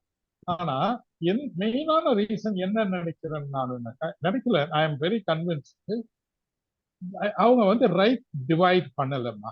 சரி, அந்த ஃபர்ஸ்ட் யூதர்கள், புறஜாதியர்கள், லிட்டில் ஃபிளாக்ஸ், அதாவது தேவனுடைய சபை, அதுக்கப்புறமா வந்து கிறிஸ்தவனுடைய சரீரம், இந்த 4 பிரிவை பிரிக்காததுனாலதான் இவ்வளவு ஒரு புரிந்து கொள்ளுதல் அவங்களால அதை டிஸ்டர்ன் பண்ண முடியல. மெயினா இதுக்கு வந்து கர்த்தருடைய கிருபையில எங்களுக்கு அது வந்து கொடுக்கப்பட்டிருக்கு. அந்த பிலிப்பியர்ல வந்து it is given not only for you to பிலிப்பியர் 1:29 சொல்லியிருக்காங்க. It is not only given for you to believe but also to suffer with Christ அப்படின்னு. அப்போ இது வந்து கொடுக்கப்படணும். இது எல்லாருக்கும் இந்த இது இல்லை. ஆனா இட் இஸ் ஓகே பிரதர், அந்த கிவனை பத்தி ஒரு தடவை வேணா எடுக்கலாம். அப்புறமா எவ்வளவு விஷயங்கள் இருக்கு பேசுறதுக்கு. ஒவ்வொரு தடவை இது பண்ணல. அந்த ஒரு வசனம் வரைக்கும் வேணா படிச்சிடலாம். ஏன்னா நம்ம அந்த இது நீங்க இப்ப ஆரம்பிச்சிட்டோம். அந்த ஒரு வசனம் பிலிப்பியர் 1. ஆமா, பிலிப்பியர் 1:29. ஏனெனில் கிறிஸ்துவினிடத்தில் விசுவாசிக்கிறதற்கு மாத்திரமல்ல, அவர் நிமித்தமாக பாடுபடுகிறதற்கும் உங்களுக்கு அருளப்பட்டிருக்கிறது. அப்போ அவங்களா பாடுபடுறாங்களா இல்லைன்னா அது அருளப்பட்டிருக்கா? அருளப்பட்டிருக்குன்னா யாரோ கொடுக்கணும், புரியுதா? அருளப்படுறதுன்னு வந்து இட் ஹஸ் பீன் கிவன். அப்போ ஒருத்தர் கொடுக்கணும். அப்ப விசுவாசி மாத்திரமல்லன்னா அப்ப விசுவாசிக்கிறதுக்குமே என்ன பண்ணப்பட்டிருக்கு? அருளப்பட்டிருக்கு. ஒவ்வொன்றுத்துக்கும் வந்து ஆண்டவர் வந்து அருளப்படணும், அது அருளப்பட்டிருக்கு அப்படின்றது. ரெண்டாவது வந்து என்னை பொறுத்த வரைக்கும் அதோட சேர்த்து பிரதர் சொன்ன மாதிரி ஃபர்ஸ்ட் திங் வந்து ரைட் டிவிஷன். ரெண்டாவது வந்து இந்த கிறிஸ்தவம் வந்து என்னைக்கு இது வந்து மதமா ஆரம்பிக்கப்பட்டுச்சோ, 400-350 ஏடிகள்ல என்னைக்கு இது மதமா மாற்றப்பட்டுச்சோ, அன்னைக்கு ஏகப்பட்ட பச்சை கண்ணாடிகள் போட்டு இதை வந்து ஒரு மதமா அழகா ஜோடிச்சிட்டாங்க. வேதம் வந்து அதுக்கு முன்னாடி வந்து இது ஒரு மதமா கிடையாது, இது ஒரு மார்க்கமா இருந்துச்சு. இவங்க எல்லாருமே வந்து அங்கங்க வீடுகள்ல கூடி ஜெபிச்சுக்கிட்டு இருந்தாங்க, அப்பம் பெற்றாங்க, ஒருத்தருக்கு ஒருத்தர் ஆறுதல் சொல்லிக்கிட்டு இருந்தாங்க. இப்படி இருந்த ஒரு இதை வந்து ஒரு கூடாரத்திற்குள்ள ஒரு பில்டிங்குள்ள கொண்டு போய் அதை வந்து ஒரு மதமா மாற்றி அதை ஒரு அழகான ரிலிஜன் பெருசா கொண்டு வந்து வச்சு, அதற்கு அப்ப ரிலிஜன்னா நீ இதெல்லாம் செய்ய, இதை செய்யாத, இதை செய்யாதன்னு சொல்லி நிறைய காரியங்கள்லாம் கொண்டு வந்து அது வந்து ஒரு ட்ரெடிஷனலா ஏறக்குறைய ஒரு 1700 வருஷங்கள் வந்துருச்சு. அதுல இருந்து கொஞ்சம் வந்து வெளியே வந்து மார்ட்டின் லூத்தர்ன்ற வந்து ஏதோ ஒரு சில காரியத்துல இருந்து அந்த விக்கிரக வழிபாட்டுல இருந்து வெளியே வரேன்னு சொல்லி வந்து சில காரியங்கள்ல இருந்து எடுத்து வந்தாலும், இன்னைக்கு இருக்க சிஎஸ்ஐ சர்ச்ல இருந்து எல்லாருமே வந்து மேரி இயேசு சிலைக்கு பதிலா சிலுவையவே ஒரு சிலையா வச்சு வரக்கூடிய ஒரு காரியங்கள் மாதிரி இருந்துச்சு. அந்த புல்பிட்டுங்க இது எல்லாமே ஒரு மதமா தான் போயிட்டு இருக்கு. அப்ப இதுல இருந்து படிச்சுட்டு வெளியே வரக்கூடியவங்க, பிரசங்கியரா வரக்கூடியவங்க எல்லாருமே வந்து அவங்க எந்தெந்த பைபிள் தியாலஜிக்கல் இதுல படிக்கிறாங்களோ அதனுடைய கோட்பாட்டின் பச்சை கண்ணாடிகள் எல்லாம் மாட்ட விட்டு வெளியே வராங்க. அப்ப அவங்களுடைய சபைகள் அந்த டீச்சிங் படி அப்படியே இருக்கு. இப்ப இன்னைக்கு சிஎஸ்ஐ சர்ச்ல போனா அதுக்கான டீச்சிங் வந்து எந்த பாஸ்டர் இருந்தாலும் அதே மாதிரி தான் இருக்கும். அதே மாதிரி இன்னைக்கு இருக்கிற பெண்டிகாஸ்ட் சர்ச்சஸ் எல்லாம் பார்த்தோம்னா அதுக்கேற்ற மாதிரி டீச்சிங் அதுக்கேற்ற மாதிரியே இருக்கும். இவங்க சில டாக்டர்ஸ் கரெக்ட்னுவாங்க, இவங்க சில டாக்டர்ஸ் கரெக்ட்ன்றாங்க. ஏன்னா அவங்க அதன்படி போதிக்கப்பட்டிருக்காங்க, அதுக்கு மேல அவங்க போய் பாக்குறது கிடையாது. அப்ப ஒவ்வொருத்தரும் வந்து அப்படி அவங்க தனியா உட்கார்ந்து வேதத்தோட அந்த ஒரு ரைட் டிவிஷன், மறுபடியும் அதே தான் பைபிள் பிரதர் சொன்ன மாதிரி அந்த ரைட் டிவிஷன் பண்ணி புரிஞ்சுக்கிட்டு யாருக்கு என்ன ஏதுன்னு அப்படி பிரசங்கிக்க ஆரம்பிக்கும் போது அதற்கு மேற்கொண்டு அப்படி ஆரம்பிச்சுட்டாங்கன்னு வச்சுங்களேன், இது என்ன உடைய தெரியுமா, எங்க போய் முடியும் தெரியுமா? கிறிஸ்தவம் ஒரு மதமாவே இருக்க முடியாது. ஏன்னா கிறிஸ்தவம் வந்து ஒரு மதமா ஆரம்பிக்கவே படல, யூத மதமா இருந்துச்சு. யூதம் வந்து தேவனே வந்து அது யூத மத பைபிள் வந்து தமிழ் பைபிள்ல யூத மார்க்கம்னு இருக்கும், ஆனா அந்த மொழிபெயர்ப்புல கரெக்டானது வந்து ஜூயிஷ் ரிலிஜன். அப்ப யூதம் வந்து ஒரு மதமா இருந்துச்சு. ஆனா கிறிஸ்தவம் ஆரம்பிச்சப்ப இயேசு கிறிஸ்துவோ இல்ல முதல் ஸ்ரீஷர்களோ இல்ல பவுலோ பாடி ஆஃப் கிரைஸ்ட் ஆரம்பிக்கும் போது இது வந்து ஒரு மதமா ஆரம்பிக்கல. அதுக்கப்புறம் இன்னைக்கு வரைக்கும் இருக்க சர்ச் எல்லாமே வந்து ஒரு கிறிஸ்தவ மதத்துக்குள்ள இருக்கு. அப்ப இவங்க வந்து இந்த ரைட் டிவிஷன் எல்லாம் பார்த்து இதெல்லாம் பிரிச்சு கரெக்டா படிக்க ஆரம்பிச்சிட்டாங்கன்னா அதற்கு மேற்கொண்டு இது மதமா இருக்க முடியாது. கிறிஸ்டியானிட்டி ஒரு மதமா இல்லாம அது வந்து ஒரு வே ஆஃப் லிவிங்கா மாறிடும், தேவனோட நடக்கிற ஒரு வழியா ஒரு லைஃப் ஸ்டைலா மாறிடும். ஆனா அது மதமா இருக்காது, இதை செய் அதை செய்யிட்டுன்னு. அந்த ஒரு காரியத்துக்கு யாருமே போக மாட்டாங்க. ஏன்னா அந்த ஒரு மதமா போயிடுச்சுன்னா அதுக்கப்புறம் அது வந்து சர்ச் ஒரு என்ன சொல்றது அந்த ரிலீஜியனா கொண்டு வர முடியாது. ஸோ இதெல்லாம் வந்து இருக்கக்கூடிய சில காரியங்களா இருக்கு.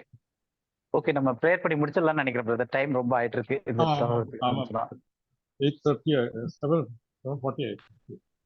ஓகே, நம்ம இதை பத்திலாம் இன்னும் ஃபியூச்சர்ல டிஸ்கஸ் பண்ணலாம், நல்ல விஷயங்கள் நிறைய இருக்கு. ஒருத்தர் ப்ரேயர் பண்றீங்களா? எங்களை அதிகமாக நேசிக்கின்ற நல்ல தகப்பனே, இந்த நேரத்துக்காக உங்களுக்கு நன்றி செலுத்துகிறோம். ஆண்டவரே, ஒரு குடும்பமாக கூடி வர செய்த ஆண்டவரே, உங்களுடைய வார்த்தைகளை நாங்கள் தியானிக்க ஆண்டவரே, எங்களுக்கு இந்த கிருபையை நீர் பாராட்டினதுக்காக உங்களுக்கு நன்றி. இன்னுமாய் எங்க அனைவருக்கும் ஆண்டவரே ஞானத்தையும் தந்து ஆண்டவரே வேதத்தை இன்னுமாய் அதிகமாய் வாசிக்க ஆண்டவரே நீர் கிருபை தரும்படியாக ஜெபிக்கிறோம். ஒவ்வொரு வாரமும் அப்பா எங்களுக்காக இதை ஆயத்தப்படுத்தி கொண்டு வர தமிழ்காருக்கும் லூயிஸாருக்கும் ஜெபிக்கிறோம். ஆண்டவரே, அவர்களை பலப்படுத்துங்க அப்பா, இன்னும் அதிகமாக ஞானத்தை கொடுங்க அப்பா, இன்னும் எங்களை போன்ற அநேகருக்கு ஆசீர்வாதமாயும் ஆண்டவரே இதை கற்றுக்கொண்டு நாங்களும் அநேகர்களுக்கு ஆசீர்வாதமாக இருக்க ஆண்டவரே எங்களுக்கு கிருபை தரும்படியாக ஜெபிக்கிறோம்.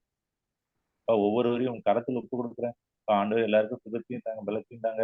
குறிப்பாக லூயிஸாருக்காக அம்மாக்காக ஜெபிக்கிறோம். ஆண்டவரே அவங்களை பாதுகாத்துக் கொள்ளுங்க, பலப்படுத்துங்க. இன்னுமாய் ஆண்டவரே இந்த கூட்டத்தில் அநேகர் வந்து கலந்து கொள்ள சேர அநேகருக்கு இந்த மனக்கண்களை நீர் திறக்கும்படியாக ஜெபிக்கிறோம். துதி கன மகிமை யாவும் உமக்கே செலுத்தும். எங்கள் மீட்பதும் ரட்சகரும் ஆண்டவருமாக இயேசு கிறிஸ்து நாமத்தில் எடுக்கிறேன் ஜீவனும் நல்ல பிதாவே, ஆமென்.